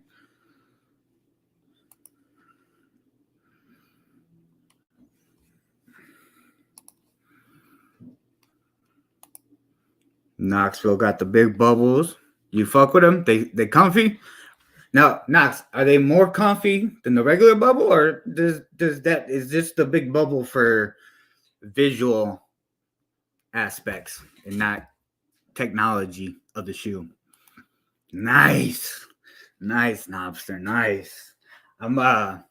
I'm considering copping them off StockX, but I'm trying to see if the price dip a little bit more. You know what I'm saying? You know what I'm saying? Because I'm not trying to pay crazy fucking resale and then they drop, you know what I'm saying, $50 to $100 from when I bought the pair. You know what I'm saying? I could wait.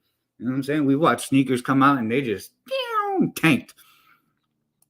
Haven't worn them yet? Oh yeah, I forgot. You got a fucking collection from fucking 2005, so you probably won't wear that pair until 2030.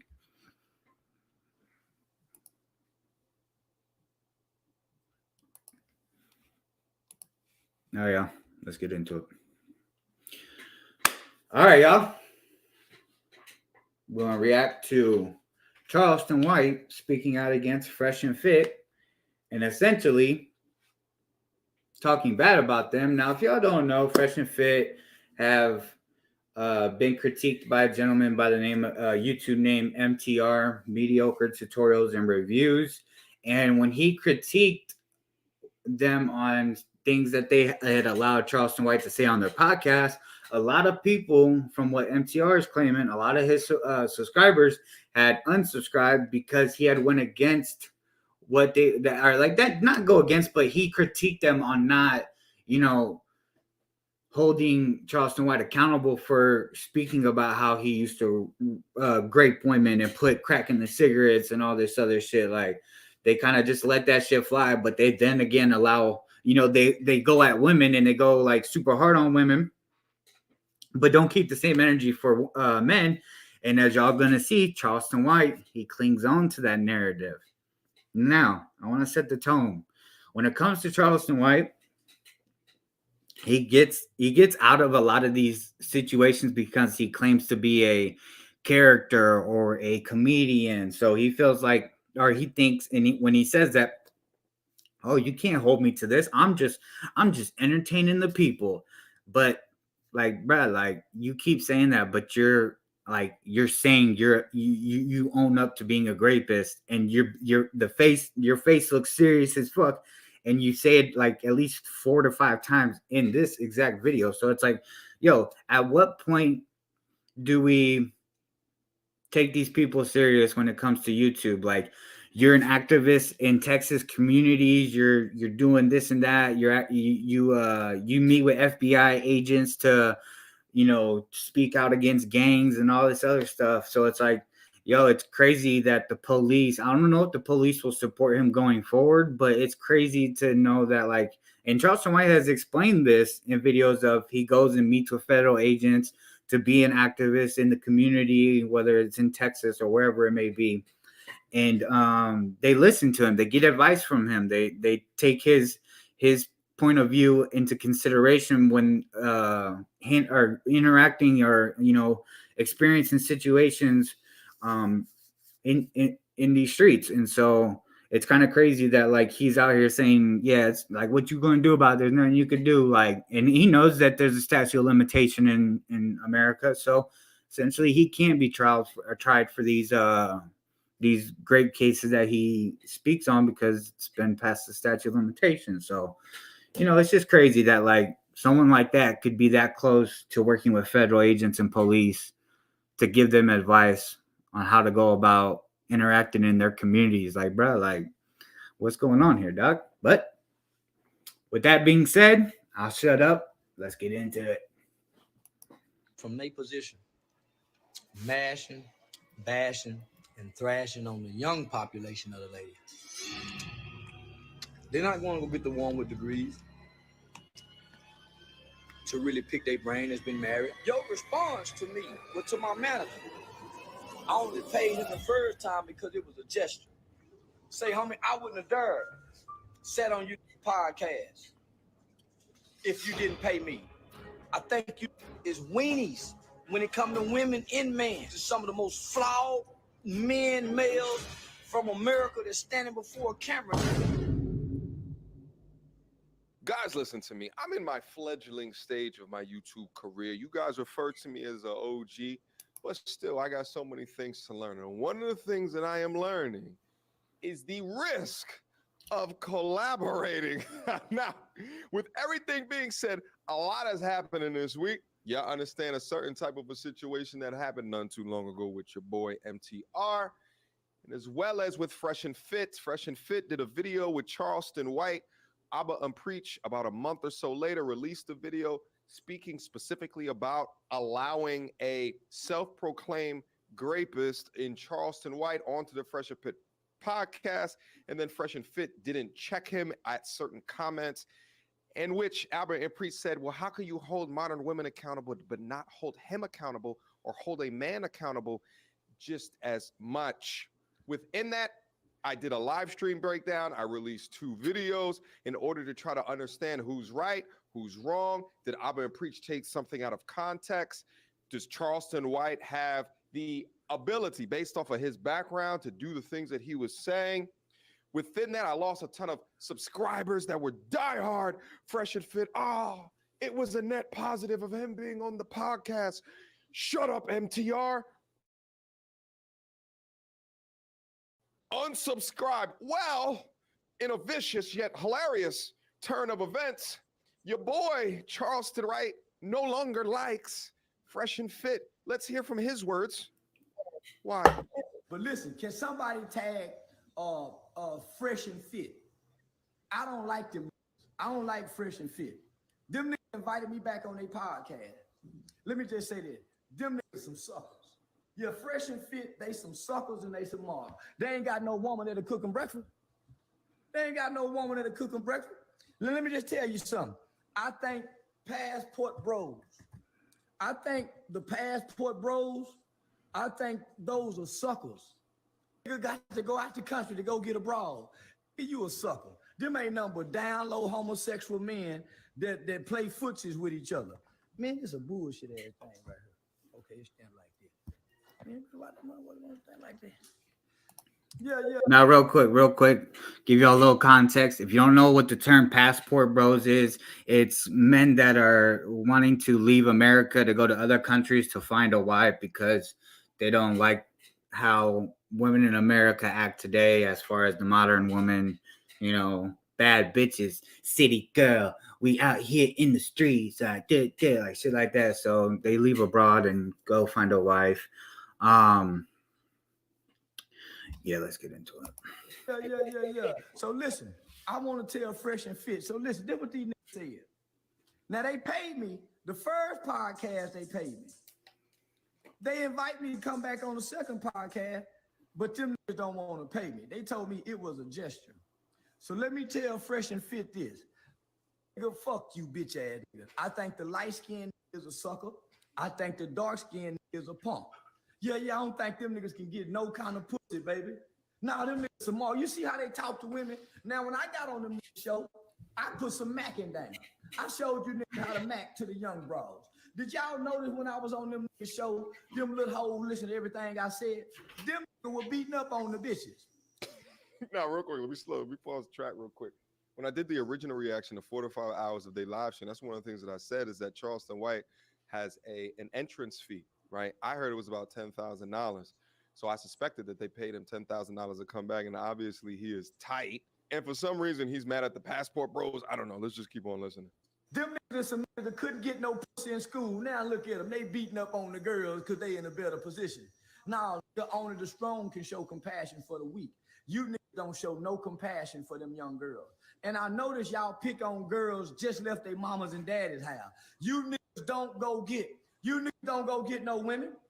You niggas don't go get no married women that got a strong man and talk to them. You go get the most vulnerable young ladies out of our population. I think both you fresh and fit is the weakest black man talking.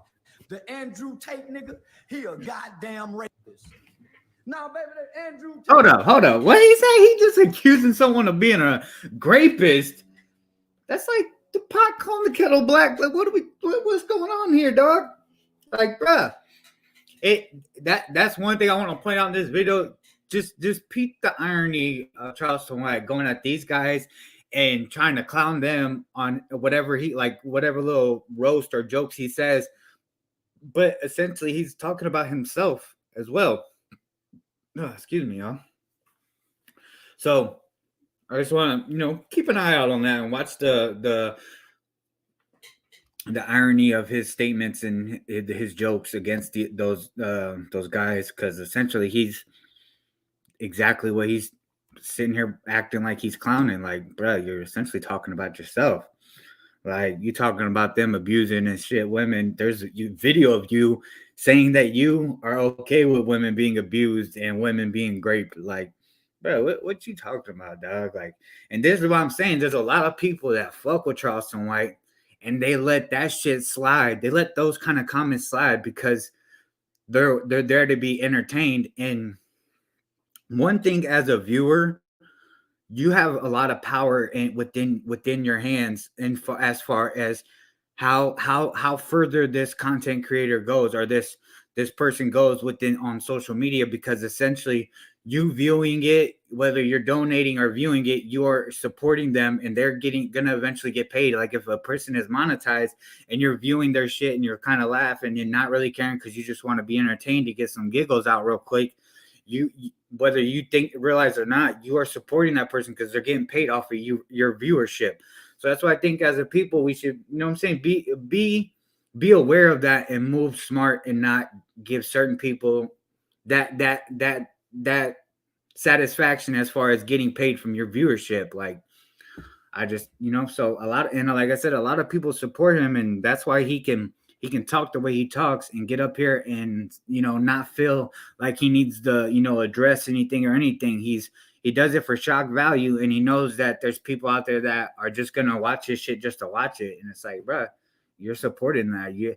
Whether you realize it or not, wake up, because you're supporting it. If you viewed it and you laughed at it, you're supporting that. Like, I don't think everyone should speak out against someone or cancel them or this or that, but at least be aware of your own actions as far as the satisfaction that you're giving that person that is doing something disgusting, as saying, yo, I believe women should get raped, or I used to put crack in white women's cigarettes. Like, I get it, some people are here for the jokes and shit, but bruh, like that a lot of people just, if you're there for the jokes, you put Charleston White in the position that he's in, to where he's rocking gold chains, he's flashing money on the thing, he's getting paid $10,000 to go on podcasts and all this other shit. Like it may not seem like you're supporting him, but essentially you are. So I would advise to be aware of that. But fuck me, you do what you want, you watch what you want. I'm just throwing this advice. You ain't got to take shit that I say in account for how you maneuver through this life. I'm just saying, yo. I'm just spotting out the obvious. And real quick, I wanna address this comment. Yo, Napster, relax. I watched him drop $27 in the last week. Just relax. You're not my size. You're not me, okay, Napster? You're not me. Let's get into it. In jail for raping all kind of shit, and they stay sucking his dick. They a tape sucker. The fresh and fit is some tape sucker.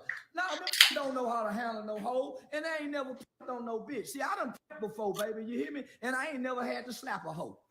No, I done picked on a bitch before, and the hoe done gave me all the money, and see what I'm saying, y'all? Pay attention. He claims that he abuses women, but then now he ain't never slapped a hoe. So you know what I'm saying? You gotta be wary of these guys, because man, they be portraying something they really not, and it's like, bruh, I ain't never had to slap a bitch, and I ain't have to from my hips. My conversation been a motherfucker. These sucker ass, them fresh and fit, say, I wouldn't dare sit on your podcast for free. You gotta pay me. I don't like you niggas like that. You niggas some watered down Kevin Samuel. When Kevin Samuel was alive, you couldn't get no attention. You niggas ain't got the pizzazz. You niggas ain't got the wherewithal. You niggas ain't got no swagger. You niggas is some rich suckers. But see, yo, with Charleston White, people that recognize real already seen that a mile away from Fresh and Fit. We know they suckers. We know, like, the people that know that, like, these guys come off as the guys that never got no play, you know, throughout their life. So now that they got a little money in their pocket, they treat women how they treat women now. So keep that in mind. Like this Fresh and Fit dude, the Myron and I don't even know Fresh's actual name, but Myron and Fresh, like, bruh. These guys come off as guys that never got no play and just want to, like, grill young women that really don't know their value and shit. Like, bro, like, you can get your message across a different way rather than like, yo, bitch, get off my show. You keep interrupting me. I'm the man. Like, bro, you want a podcast? Now, granted, I get it. You don't want people talking over each other because then, you know what I'm saying, you can't be able to really hear what they're saying. But to play the power move, like, yo, get off my fucking show, then, like, bro, just like, yo, can you leave, please? Like, it's that simple, dog. All that extra shit, I know it's for shock value, but it makes them look corny. But like I said, teach his own. Some people like that shit, dog. Listen, Fresh. Now, all of the Fresh and Fit people that unsubscribe from my channel because I offered a bit of critique and you just didn't agree with me, y'all gonna unsubscribe from Charleston White? Bingo. Y'all unsubscribe for me. What you are now understanding is that most of the things that you see that hit your eyes is from a business perspective. He's going on different podcasts to make money. He is gonna shapeshift his talking points in order for him to get the bag. Charleston White is an entertainer. He has no loyalty. All the game that y'all said that y'all learned from him, is it just as valuable now that he no longer bangs with the content creators that you look up to? Fresh and Fit, light skin, dark skin, salt and pepper. You is some rich suckers. And I think every... And by the way, to throw Andrew Tate under the bus, and on the podcast, he said that he had not researched Andrew Tate at all, while at the same time admitting that he raped little white women as a child, is at best the most hypocritical statement that I've heard in the last week. And trust me when I say this, I've heard a lot of hypocritical shit within the past week. I think every Highland passport, the passport bros, I don't want to be in no group that end with bros. I come from an era where they say and hoeing is the best thing going. That bros over whole shit, yeah, you play grab ass and pull your pants down. Show each other booties, playing, getting out the shower, that kind of shit. You know, the white boy kind of shit. Pop each other on the towel with the ass. Yeah, a bunch of Yo, I just can't get out. He said, pop each other. Pop each other with the towel, or pop each other on the ass with the towel. He had a damn D moment, but that should be happening. Rich, well-to-do passport bros all sitting in a sauna together, bashing women, sweating like a motherfucker. No females in the group, waiting to go buy pussy later on tonight. That's all passport bros doing. A bunch of weenie guys getting together, riding ATV. A bunch of guys congregating together, nut to butt, yeah, having fun, goddamn it, and then tricking. That's all passport bros is doing. Going over to the other sea, other country, thinking them foreign women like you because you something. They only like you because they know the American dollar spend well over there. Go over there with them pesos. Go over there with a bunch of motherfucking pesos and watch how they do you. Yeah, go over somewhere and try to spend that yen or that yang some motherfucking well and watch how they treat you, bitch ass. I hate a passport bro hoe. I think you niggas get booty. Yeah, I think you be somewhere. 4 of y'all might be somewhere playing basketball. Pass the ball, shoot. 3, 2 of y'all somewhere each other off. You can't make me believe Passport Bros is strong, baby. Them fresh and fit is some real weenies. Nah, them think I'm gonna come sit on a podcast for free. Nah, for some reason he keeps on linking Fresh and Fit and the Passport Bros, and I think like somewhere in his mind, he's like, well, they dunk on all these women, therefore they don't want westernized women, and they try to just go abroad. And while I don't agree with his statements of the Passport Bros, you can't deny that this shit is funny. Where they beat up on girls. Man, I ain't finna go nowhere. Nigga, they sit up and beat up on the bitches, and now I don't get no afterwards. Hold on. He ain't gonna go nowhere. Like he just said, hold on, play that back real quick. Hold on, I gotta make sure I heard that right. Man, I ain't finna go nowhere. Nigga, they sit up and beat up on the bitches. He ain't gonna go nowhere where they sit up and beat on the bitches, but essentially he has admitted to abusing women and raping women. That's what I'm saying, man. Like the hypocrisy is crazy within this one. And now I don't get no afterwards. You try to shame them little girls. Yo, someone time Jack's out. That what they be Comment right doing. here. They Last try to comment know is how to disgrace. ask they don't know how to put their arm around no woman and talk to us. And yeah, baby, you know what I'm saying? I played basketball in school. Yeah, and I was a band leader. I used to play the flute. Yeah, I played the flute in the 3rd grade, baby. I was the motherfucking tic-tac-toe king in the 6th grade. They don't know how to say no shit like that. They want, hey, I'm a male and you're a woman, and I'm submissive and you're submissive. I'm on top, you know, because God made me first. Why do you think the woman makes less money than the man?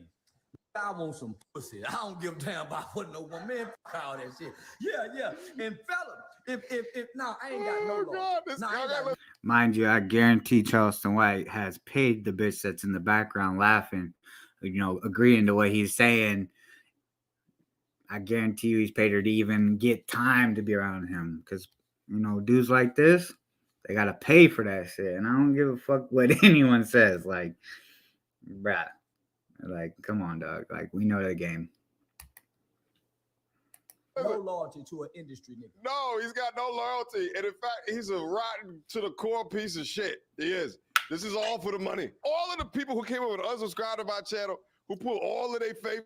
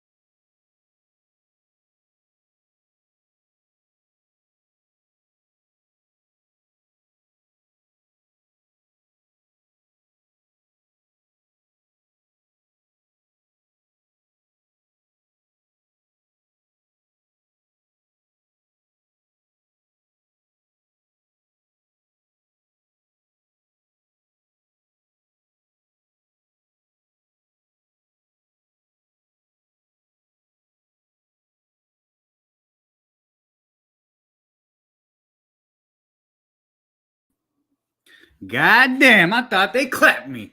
I thought they boo, get up out of here. My bad, y'all. My internet been fucking up. But yo, hey, that's good to know. I'm back. So if the shit goes bad, I could do the okey doke and be able to come back and I'll still be live. That's what I'm talking about. Dog, my internet clapped me. I don't know what's going on with my shit. I need to call them. I just need to switch to COX internet. I'm not going to say the name because I ain't switching to that and saying that's crazy to say, dog. Mello, you see the Manio video with Troy Ave chain from 6 years ago? No, I have not, sir. Oh, Mano. Mano. Nah, but if you could send that to me, send it to me.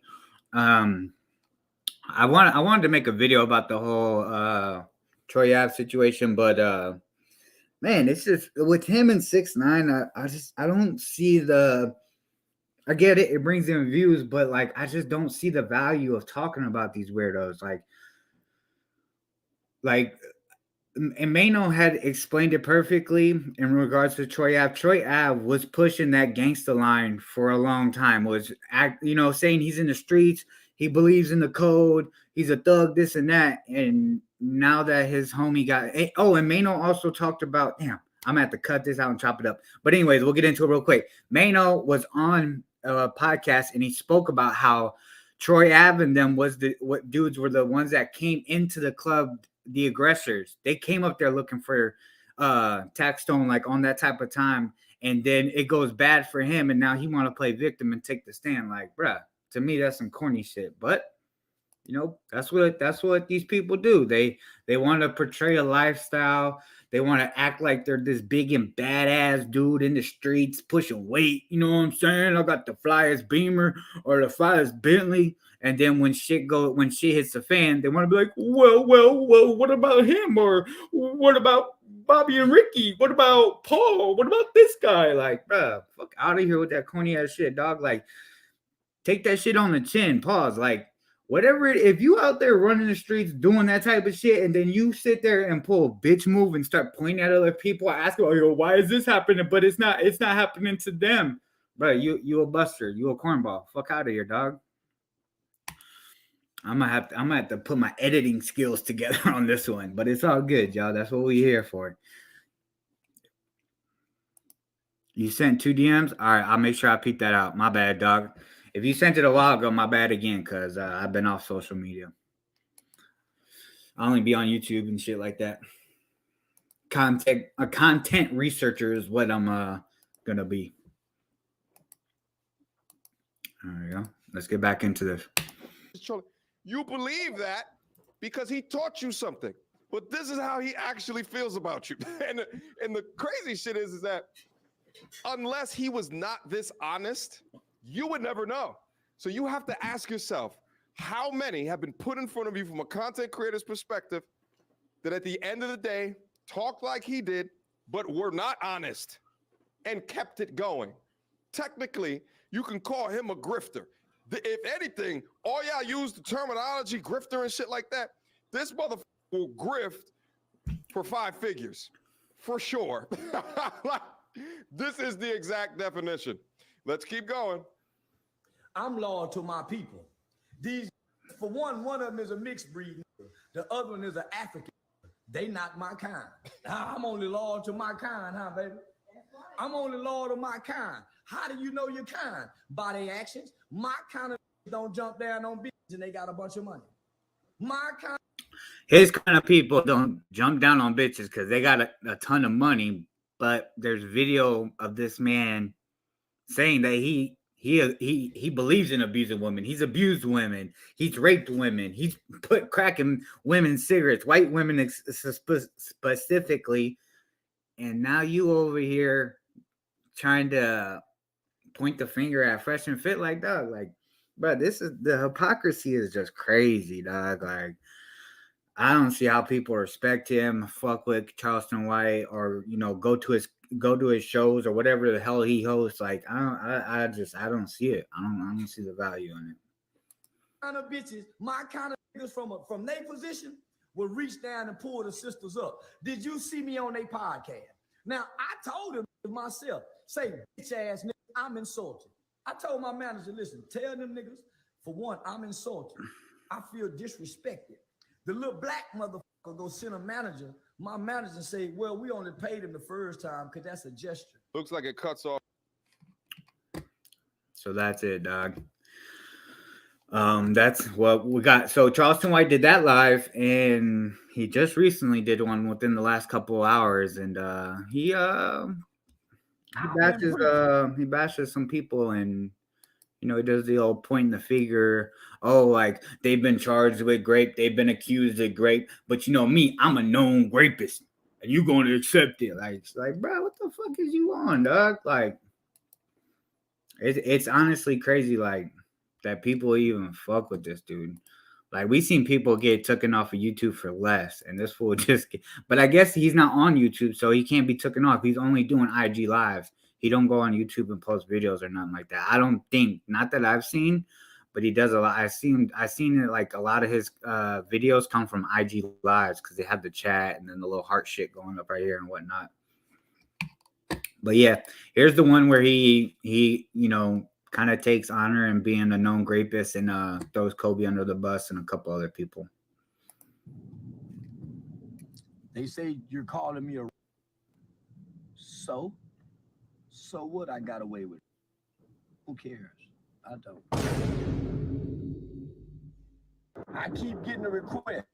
Now I ain't seen the video. I keep getting a request. Somebody say, hey, some guys by the name of Dumb and Dumber, I buy and preach is talking about you. I said, two guys at one time is talking about me. Sound like two homosexuals. Just sound like two homosexual guys. Sign language. They say they calling you a so. And Yo. Dumber, I buy and preach is talking about you. I said, two guys at one time is talking about me. Sound like two homosexuals. Just sound like two homosexual guys. Sign language. Now, if you people at MTR said, he said sign language, which is like saying Charleston White is indicating to a certain group of people to bring them in so that they support him. They say they calling you a so. Yeah, so what? So what?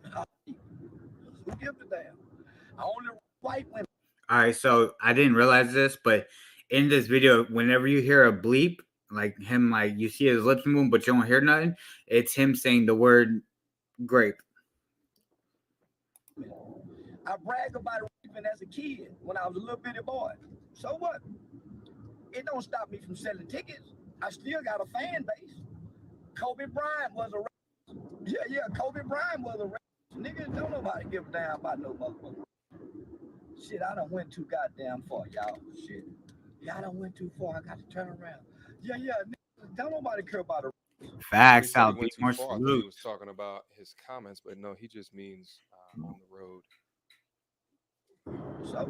So what? I somebody. Where's the victim? Holy shit. Yeah, fuck them victims. I ain't got no. Bro, look at his lazy eye just go. Like, So he ain't number white people. Who give a damn about white bitches back in the 80s? No, I don't. Yeah, he think funny. Yeah, I think it's funny. Kobe Bryant was a who give a damn? now, the irony, this man saying grape is funny, but and that's essentially abusing women. And he was just in his last video, you peeped him trying to clown Fresh and Fit for doing what they do. But essentially, dog, you up here admitting to shit that you was clowning them about. So which is it? You know what I'm saying? Like, bruh. Goddamn, Kobe Bryant was an accused. I'm not an accused. I'm a self-proclaimed rapist. There's a difference. Yeah. That's insane. Yeah, Kobe Bryant was a somebody said he to me. Mike Tyson, Tupac, Charles Barkley, Charleston White, bullshitter. So somebody tell Abba and preach. So what? Charleston White said he somebody. So don't nobody care. But a bunch of guys. Yo, that motherfucking eye so lazy. Look at it. Look at it. Look at it. It's just a bunch of you ass guys online. Once the women start complaining, then I'll apologize. But there's no women complaining about me. Nobody. It's just like a bunch of straight guys calling a guy gay. It have to be a gay guy saying he's gay. Yeah. So I've been preaching. They say you're calling me a so what? I got away with it. Who cares? I don't give a I'm gonna continue playing the video here in a second, but what I find so interesting about this is that, again, he's a self-proclaimed troll, he's a self-proclaimed entertainer, so he can say all this and at the end of the day just say like he just made it up. But therein lies and then begs the question, what is too far for public consumption? Should YouTube silence him in his YouTube channel because he says Oh, these maybe different he does have things a and now channel. goes back and says that, well, it's self-proclaimed, which is different than being accused and so what if there's no accusers? And no matter what side of the fence that you're on, whether or not you think that he's a perpetual troll that is doing this in order to get a response from channels like me, response from Abba and Preach, or if you're on the side that thinks that he needs to be held accountable, I think that there's an idea of free speech that should be brought up within the conversation as well. Now, I got this video. I agree. Like, that's the thing, is I'm on the fence, like, with this cancel culture. The cancel culture gives me a fucking migraine, dog. But when it comes to shit like this, it's like, yo, like, how do we go about this? How, like, as a society, how do we address situations like this where people are proclaiming to be rapists and, you know, proud of it? Like, because I think people should be able to allowed to have a platform and say whatever they want. But then again, it's like, bro, like, this is sad to hear. Like, just like, bro, just imagine if, like, you had a child, and, like, I know this is an extreme hypothetical, but, like, just imagine if you had your child had your daughter had a horrible experience like this, and then her rapist is online, like, bragging about it and, you know, glorifying it. It's like, bro, I don't know, dog. It gets so tricky because within this internet realm, nobody can really get canceled when you got supporters that will support whatever message you're trying to put out there. He said laser eye. But yeah, man, I think it's just, I don't know, man. I think there has to be a line drawn somewhere when it comes to as far as free speech, because a lot of people internalize free speech as they can say whatever they want and have no repercussions. But in reality, free speech is you're allowed to say whatever it is you want, but it doesn't mean that you won't get punched in the mouth for calling me some name or disrespecting one of my loved ones. Like, there's repercussions to your words. Like, you could say something, but it doesn't mean that if you admit to something or say something that's super outlandish or disrespectful for someone, that when they see you, they're not going to check you or violate you. Like, so I just think the free speech advocates should really understand that, like, yeah, speech is free. You could say whatever you want, but it doesn't mean that your words have repercussions behind them. Because essentially, free speech, you said what you wanted to say, but based off how other people feel about it, if you're going at a certain person and disrespecting them in a certain manner, and then they catch you lacking outside and they want to put hands and feet on you, hey, dog, you got to say whatever you want. You didn't get your money didn't get messed with. You didn't get taken off the platform, but the person that you disrespected caught you lacking them. You know what I'm saying? Popped you in the mouth one time.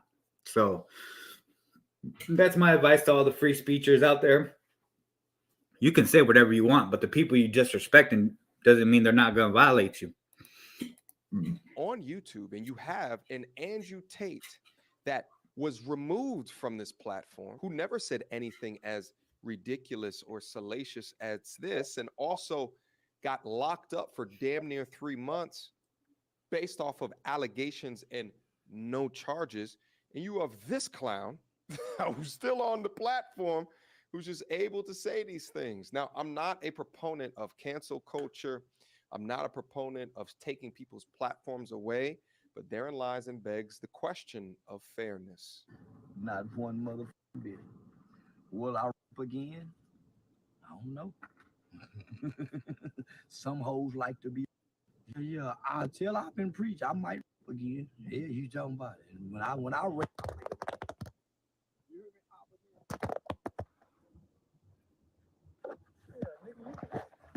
Can't get mad, cause I know how to rap and a bitch till she like it. You can't. Hey, y'all, yeah.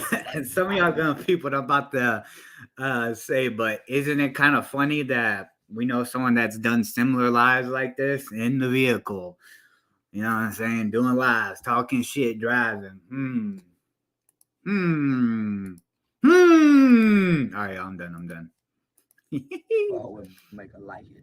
That's what you call good benefits. I can take and make them like it. So motherfucking good. I'm telling you, I feel so motherfucking good they like it. So tell Abba and Preach, so what? I'm screaming. I hate who don't give a fuck. Don't nobody give a fuck about nobody getting white women getting raped by a big dick. Nobody cares. I know I don't. But he can't say that. Well, he say it all the time. Ain't nobody gonna do nothing. And ain't nobody done nothing. The tickets are still selling, guys. So whatever you guys think you're trying to do or stop me from doing, I just want you to know the tickets are still selling out. Nobody cares about a guy back in the 1980s. Nobody cares about a 1980 serial. Nobody cares about a 1980 serial. Keep going looking for a bitch. Go, ho. Does he have a point? Does no one not care? Will his tickets continue to sell out? Let's take a look at his comments to see how his audience feels about all of this. This is the live stream comments. So it's all Oh live. shit, Laugh, laugh. he does have a YouTube channel because this is the YouTube setup right here. Top Chat Reply. This isn't like an IG live. Oh wait, I don't know. I'm gonna have to look into that. But yeah, I'm kind of surprised because we've seen people get taken off the platform for less, and you know, he's still here. Laugh, laugh, laugh. So it seems as though he just has an audience of people that just don't take him seriously. Unc, what up? Laugh, laugh. Yeah. Nah. Yo, look at that comment. We've seen that before, huh? Unc, what up? Bruh. It says album Priest Carney. Nah, Unc. A lot of people calling him Unc. Like, dude, you don't even know this dude. Quit calling him your Unc, dog. Nah. Abba and Preach Corny. Nah, Unc. Yeah, I just got the alert. Hi, user. Let's look at some of the permanent comments. Let me see. I can tell many comment sections don't know what it means to roll with the punches, which is clearly what Charleston White is doing.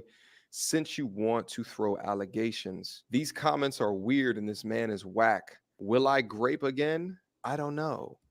Hey, yo, laughing emojis. This is very bad, bro. Some people just need professional help. Country Voice, funny as crap. Which episode of the Boondocks is this?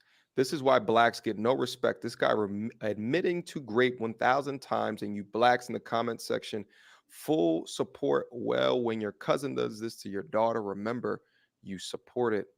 People are supporting. That's facts.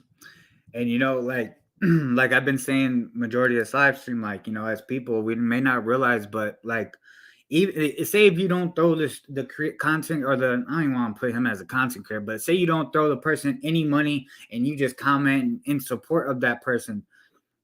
I want to ask y'all something, and I want to see what y'all say in the chat. Do y'all think when people have YouTube channels or IGs and they see the comments that people leave and laughing and supporting of them or saying you're funny, do y'all think that puts a battery in people's back to then want to keep doing or keep saying what they're saying? What's up, chat? Talk to me, chat. What y'all think? Do y'all think comments put a battery in the people's back that are, I don't even want to call him a content creator, so I don't even know how to word this. God damn. But basically, do y'all think comments can put the battery in the back of the person that is going live? I guess that's how I word it. Talk to me, chat. All of y'all 9 in here. Let me know. Talk to me. Am I wrong? Come on, Napster. You always want to disagree. Let me know, dog. You agree or disagree? If you still here. Like, once again, the question is, do y'all think comments in support of a person puts a battery in their back to make them want to keep saying the outlandish shit that they're saying or doing? Oh, man, I asked the chat, and then now y'all want to leave. I just seen 2 people fall out. Get out of here, then. Get up out of here.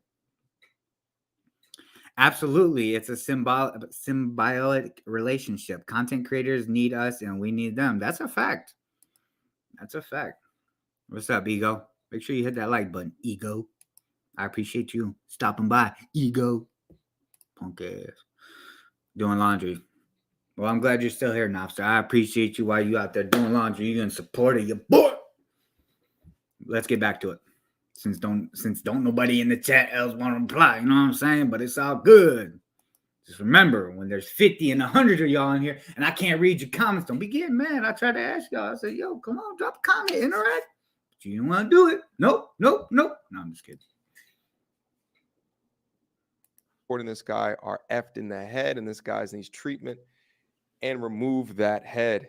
I can't disagree with you. Anybody that supports this guy, any guy that has this person on their platform, is a complete moron and a buffoon. A lady says, too funny.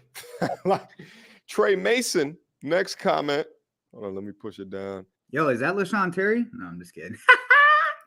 I don't know why these people even attempt to go at CW. He can't be beat on this internet. No one learned a lesson yet, as we see.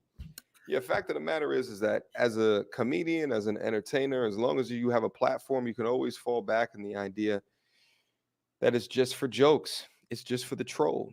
And this proves yet again that there's nowhere that he's willing to go.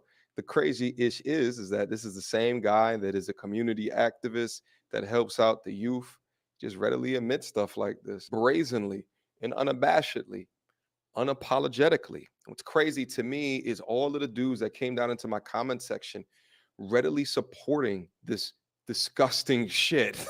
Like readily supporting him just because he was on the Fresh and Fit podcast and he gave you some gems.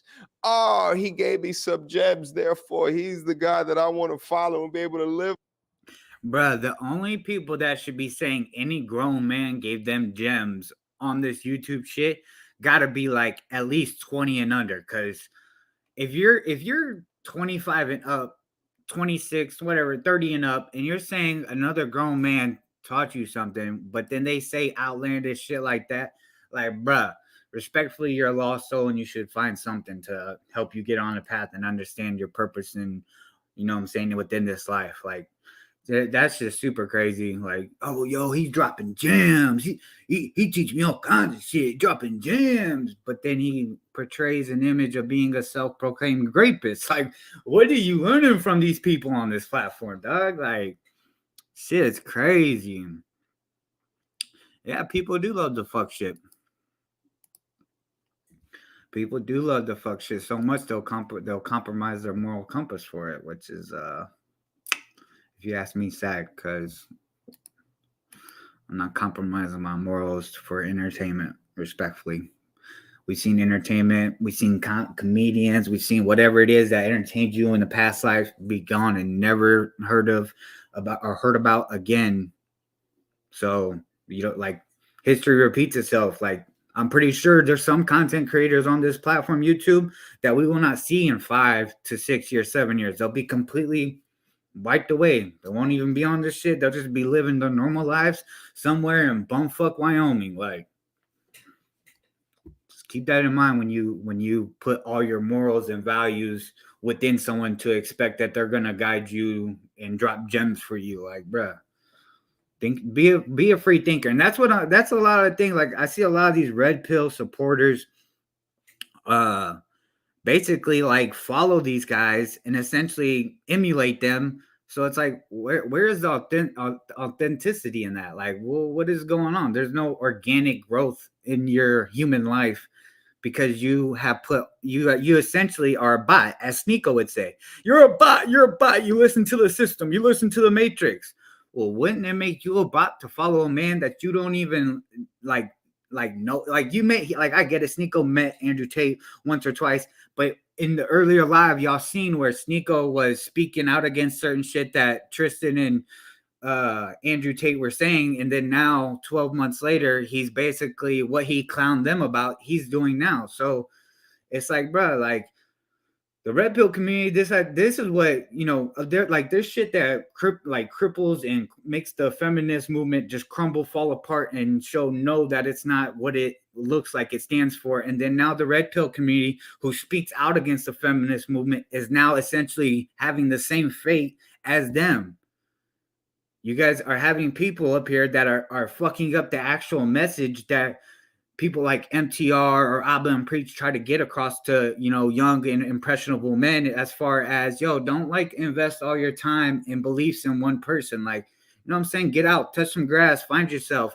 And because people are so invested in these people, they then eventually become sheep and bots. That they eventually become the thing that they're fighting against, quote unquote, the Matrix. Like, bruh, like, who even knows if Andrew Tate will be around for the next 5 years? He could be gone, and then what? Everything that you invest, all the time and shit you invested into believing what this man say, you can't even get a word from him ever again. Because he made his millions. You donated, you put some money in his pocket. Guess what? Dude made his millions. Now he's somewhere living lavish because he made a couple million off YouTube views or whatever, Patreon or whatever it is that Tate has people buy. Like, bruh, come on, dog. Like, be more smart. Like, stop being a fucking bot. Yeah, he did. Facts. He's a super Tate bot.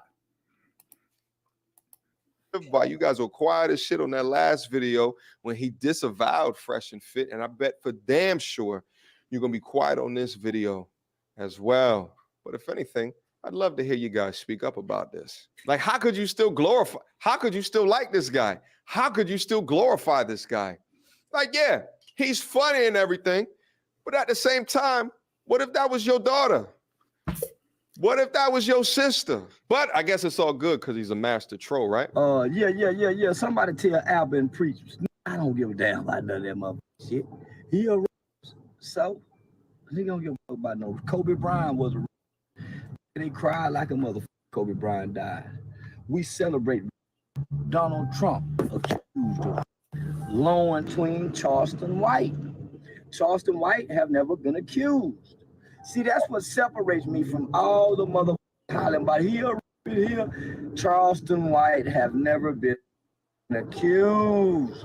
Well, as victim, he would be in jail. If he was a real and they got these self-confessions, that guy would be in jail, people. But guess what? He's not in jail, people. You know what's crazy is that, like, it would be absolutely hilarious if accusers started just coming up out of the water. You can't really even defend him at that point. And listen, they know he's making money now with all these podcasts, entrances, and performances in comedy clubs. He making the bag now. Now will be the opportune time if something had happened. But he also is smart into knowing that it's probably past the statute of limitations. But yeah, Abba and Preach called it out, brought it to a lot of people's attention. A lot of people think that he was still trolling. A lot of people think that he's telling the truth, but he actually brings up a good point. Is anybody going to care? Only time will tell. That's a fact. And that, I mean, that's a very good question. Like, do people in today's time even care?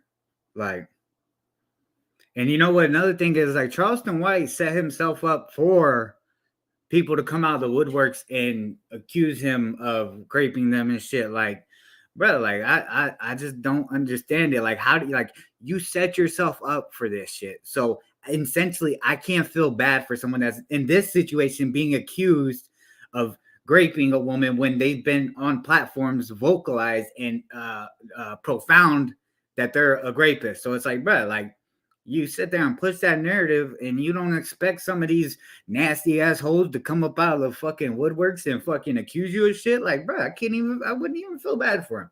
Like, mind you, I'm against false allegations against men when it comes to shit like that. But if a man is doing this shit and lining himself up, bro, you did it to yourself. Like, I can't feel bad for you at that point. Like, what kind of goofy ass shit is that? Like, bro.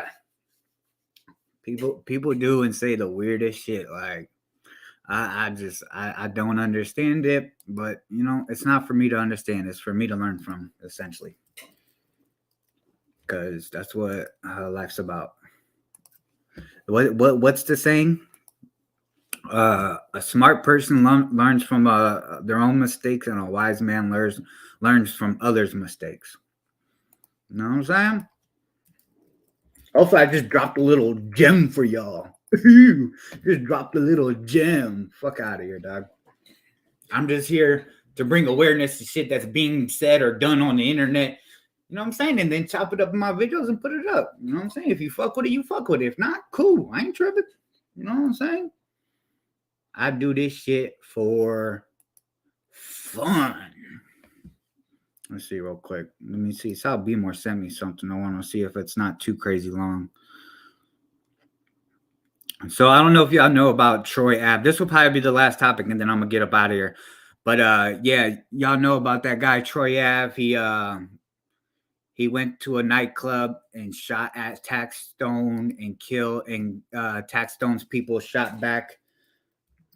Hold on, sorry, I'm looking up this clip. But yeah, his people went there to be the aggressors, and essentially they end up getting themselves shot and losing one of their people, and now he wants to play victim, which I think is pretty corny. Hold on, I'm trying to find this real quick. Yeah, I think it was Chicks Moves that.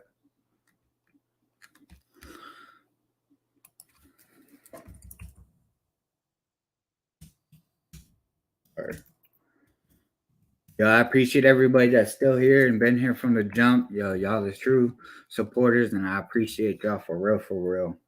Because the most really shit about this shit is that I need y'all, y'all need me. Y'all know what I'm saying? Like, but essentially, y'all don't need me. Y'all could go find, content elsewhere.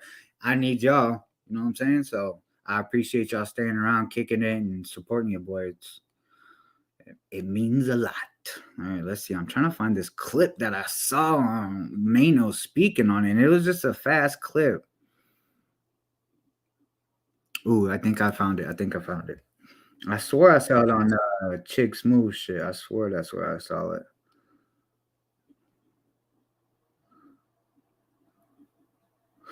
No, that's not it.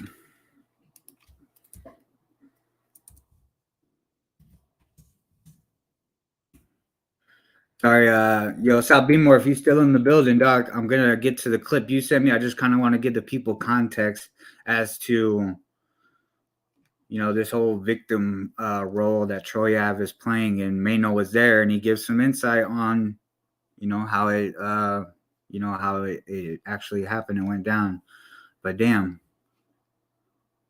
I can't find it. Hang on, let me see.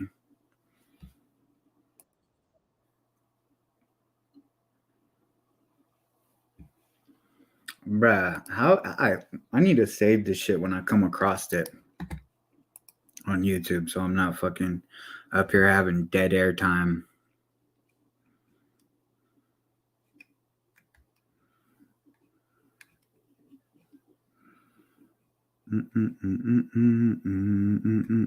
I know which podcast it's from, but I swore someone else just clipped it real quick. And let's see, is this a...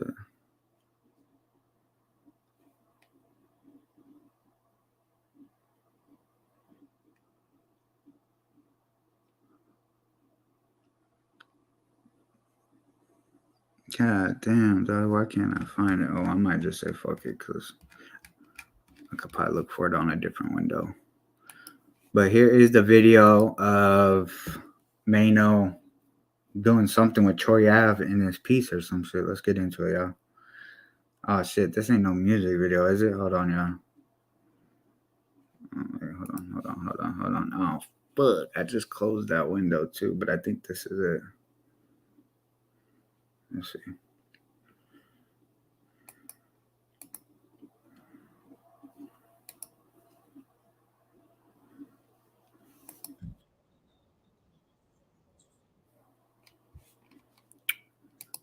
Let's see. All right, let's peep this out real quick. Oh shit, Trey J in the building. Oh shit, we got some new people in the building. Yo, what is good? E1, what's good? Trey J. Hi, Perm. Haven't seen you here. No, I'm just kidding, Perm. They did Tax Stone dirty. Yeah, they did. Like, how is it that Troy Ave and his people were the ones that came to the club, the aggressors essentially, and because Tax Stone was, in self-defense, is now getting blamed as to being the murderer or the bad guy. And it's like, bro, like, he was essentially defending himself. But in the state of New York, they don't care. Like, you have a gun, they don't give a fuck what your excuse or reason is to having it or using it. Like, they be on your ass. Mano girl was shot that night at the club too during that altercation. See what I'm saying?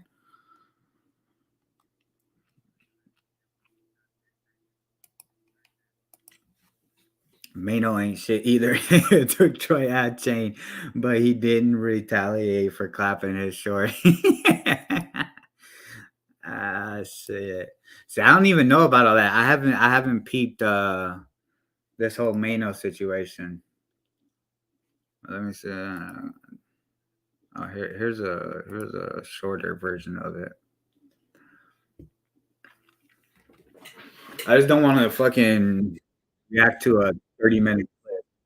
Sometimes some of these YouTubers that I fuck with, they just chop it up for you, boy, real quick, and I'll be able to react to their portion of it. So let's watch the homies. Well, he's not. I don't even know, dude, but you know what I'm saying. I fuck with his channel, Urban Politician.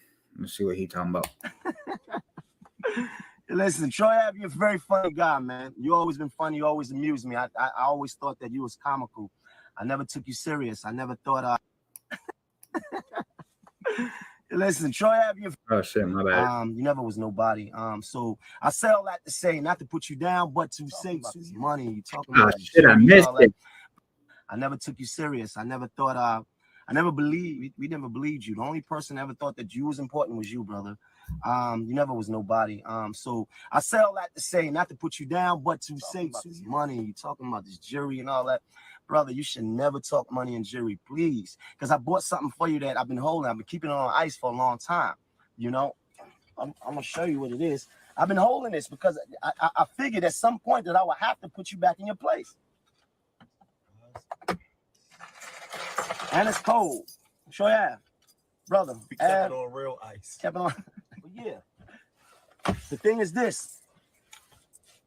The reason why I'm pointing this chain out is to show you that you've been a liar since day one, right? You've built a small career on lies. You've built everything on lies. Any man that get up every day and put this hunk of die-cast metal, this is for gaga. This is horrible. What is this? What, Gotti, what is this? What? This is not about beef. This is nothing to see here, right?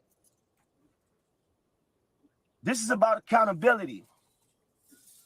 This is about the fact that you made a decision to run down on an op or whatever it is, and you had a friend. Your friend was a very loyal brother, and you know, pursuant to your decision, your friend lost his life, and I've yet to see you have any amount of remorse for that. And brother, as a leader, we all have the responsibility to make sure that when we go out, that we make sure everybody that we get home safely. I've yet to hear you say, yo, damn man, I made that call, and some of that blood is on my hands, right? Everybody's to blame but you. Everybody did it but you, right? And I want you to listen to me very carefully, unfortunately. And now you're making videos about why I have something to say. Well, here's what people don't know. You was in a courtroom mentioning my name, right? And I know why you was mentioning my name, because I finally figured out what your issue is with me, right? You know what his issue is with me? What? His issue with me is that, because first of all, let me tell you what he said in court. He said, Mano was running back and forth. This is what he said on the stand. Mano was going back and forth, not caring whether Banger was dead or alive.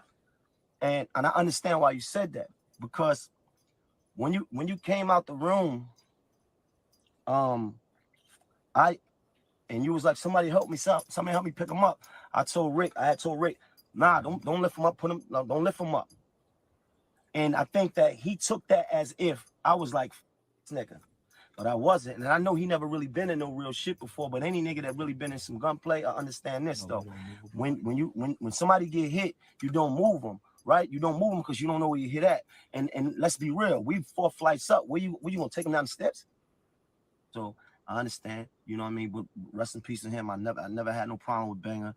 Actually, me and Banger was cool. I had respect for him. So when you get up in court and you think that I didn't care about Banger being dead or alive, that's not true. You know, I just know that there's no moving a nigga when he hit. We didn't know where he was hit at, so moving him could have made it worse. Oh, look at this. Me and you, nigga. Huh? Ain't that the chain, nigga? That's it. That's it. That's it. Yeah, you've been wearing this for quite some time, brother. I implore anybody that does not believe what I'm talking about to, man, we all too old to be beefing on the internet, my nigga. We all too grown for that, right? This ain't that. This is not that. You not that. So this is not that. And I don't take nothing away from your manhood. You holding yourself down. You defending yourself. It's all cool. You on your hustle. I always liked your hustle. I have nothing against you. But right is right, wrong is wrong, right? We're not gonna continue to go back and forth about yo. Damn, that's crazy. I've never seen that. That's super crazy. Yo, shout out South Beemore for sending me that. You know what I'm saying? Put me up on game earlier about it. I appreciate you, South Beemore. But damn, that's crazy because my question was gonna be, yo, how do we know that's actually Troy Ave's chain? But you know, he showed pictures and shit, but still, like, you know what I'm saying? Like, when it comes to that shit, it's hard to take people serious. I know he was in a serious internet or a serious tone, but when it comes to the internet, dog, people be acting like they snatching chains all day long, and it either turns out that it's a replica chain, it's not actually their chain, whatever it may be. It comes out that it's not, and so it's just like, bro, when it comes to that shit, it's hard for me to believe considering all the fake shit that we've seen, but. You know, that's crazy that Taxstone and Mano was already at that club 4 flights up, and Troy Ave made the decision to go there on some bullshit, brought his homie with him, and got his homie's life took him based off of the anger and aggression he was feeling within himself to go at, I believe, Taxstone. Somebody can in the chat inform me if Troy Ave was there to address Taxstone, or did it just pop off and Taxstone end up getting caught in the middle of it? But just to continue my point, it's crazy that he just showed up there like to be the aggressor in that situation, and then lost his homie. And like Mano's like talking about like, yo, you haven't said that's my fault or whatever about losing his friend. Well, of course he's not. It's an ongoing case. He's not about to admit to nothing. So, you know, I wouldn't expect him to come out and say anything in regards to feeling bad that Bam lost his life based on the poor decision that Troy Ave made. Like I don't know. To me, I don't see the sense in that. Like, he's definitely not going to say that, because then it's going to basically defeat his whole defense, and he'd be looking like the bad guy. So he's not going to do that. Never seen gangsters talk so much. Yeah.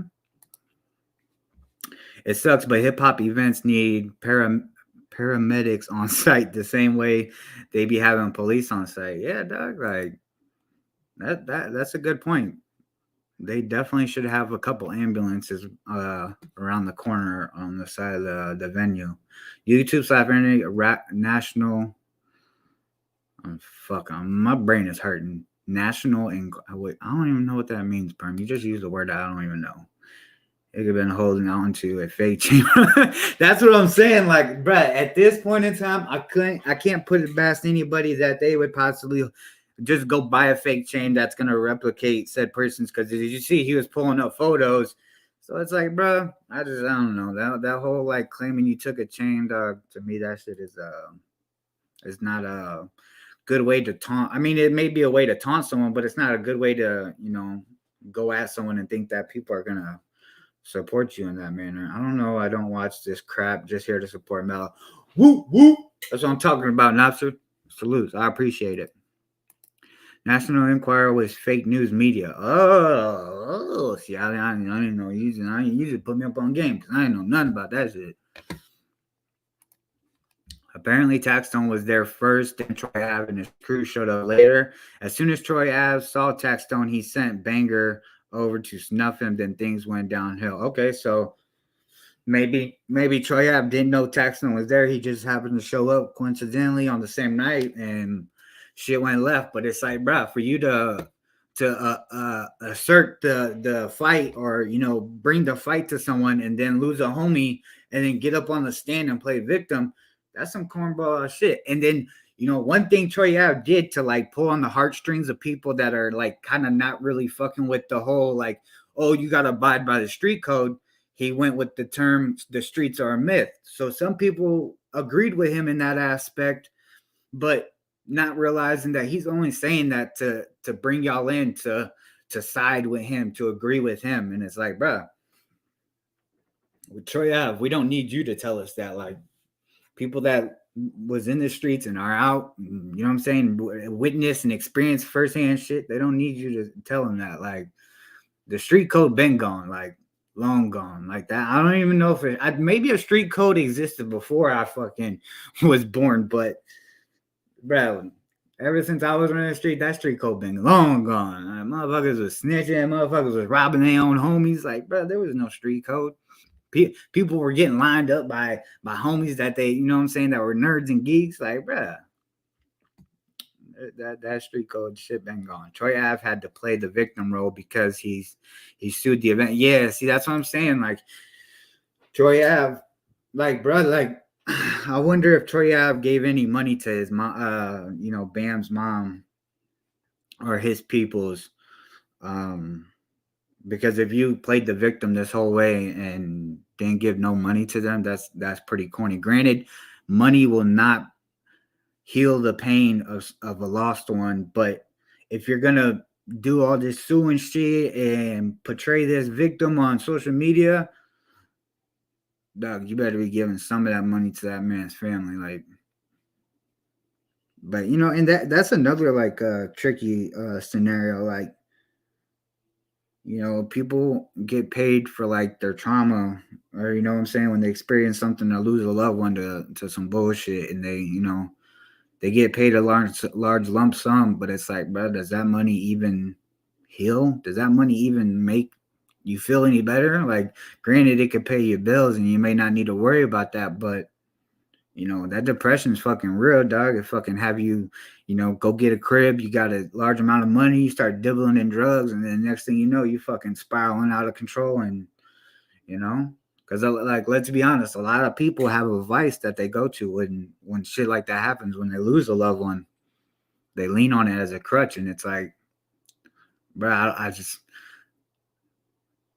yeah, that's why I don't even know if I agree with my own statement about saying give that man's family, or giving that man's family some money, because it's like, bro, money's not about to heal the loss of a loved one, the loss of a son, the loss of a brother, whatever that man was, with regards to being a brother, an uncle, maybe a godparent, whatever it may be. Like, the money isn't gonna heal the loss at all. Like, yeah, but let's be honest, Ron. Like, a lot of these people don't take that shit into consideration. Granted, you had great people like Nipsey Hussle. You know, I want to, you know, say RP Nipsey Hussle. His passing, I don't know, it's weird to say, passing anniversary was yesterday. And, you know, it's crazy because it's been 4 years since Nip passed, and it doesn't seem like it, dog. Like, but I just remember, I remember the day like it was fucking yesterday. Like, that's how eerie the feeling is just thinking about Nip's passing, because it's like, bro, that shit feels like it was yesterday. It doesn't seem like 9 years ago. And bro, that shit just, it'd be crazy. That's why like I was just thinking, like, dog, like I just said, give that man's family some money, but it's like, bro, that shit ain't about to heal nothing. Like, they gonna have to live with that for the rest of their life. So it's like, I just think dudes should stop toting guns and doing all that other shit. And if you got an issue with someone, run the fade. Stop with all the, you too skinny, but you popping shit online, or you too weak and popping shit online and not willing to throw the fade, but you willing to throw bullets at someone. Like, bro, that shit's super corny, but you know, fortunately, that's where we are at. That has been the buildup, considering what has been going on since the 90s, maybe even leading into the 80s. Like, you know what I'm saying? Like, maybe this is our karma for supporting the bullshit within hip hop. I don't know. Just food for thought. But yeah, with that being said, I'm gonna get up out of here, y'all. I appreciate everyone that stopped by. Hit the like button, please. On your way out, hit the like button. I appreciate everyone that's been here watching these videos with me. I'm eventually gonna chop these up, put them up on this channel as clips, and then I will upload this full live stream on my live channel, Agree to Disagree Live. So if you want to go follow me there, it's just Agree to Disagree and then LIVE. Go there and sub up to your boy, and yeah, that's where you'll be able to find the full links content. I hope y'all had a good one. I hope I brought some sort of entertainment to your life, to where, you know, whether you're doing laundry like Nobster or you're sitting on the couch doing whatever like Perm, holding the bed, whatever it may be. I appreciate you listening in, supporting your boy. Make sure you hit that like button on the way out, and let's play a motherfucking outro song.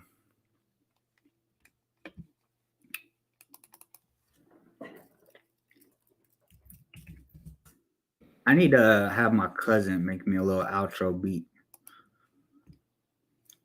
You know what I'm saying? A little outro beat.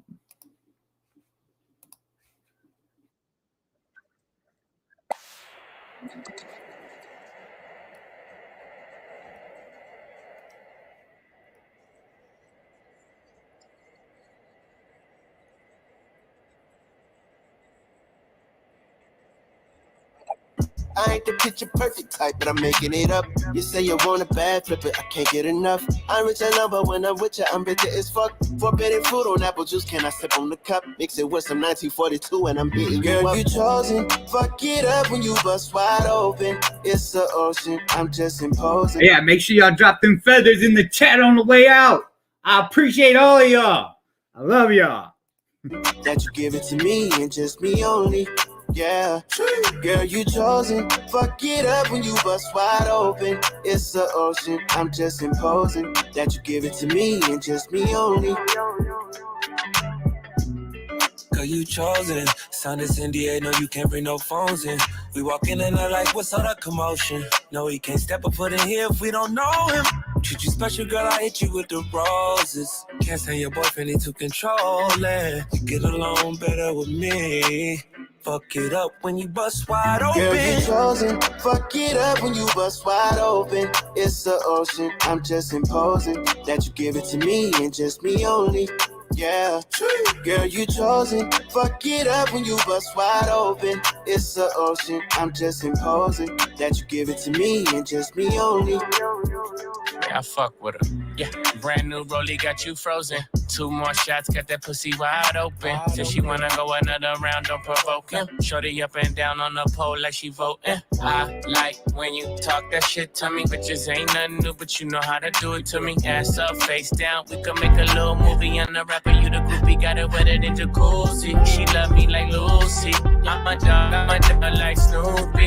Getting head in the sheets and you sweating out your weed. Rich nigga, I ain't cheap when I like what I see. Girl, you chosen. Fuck it up when you bust wide open. It's the ocean, I'm just imposing. That you give it to me and just me only.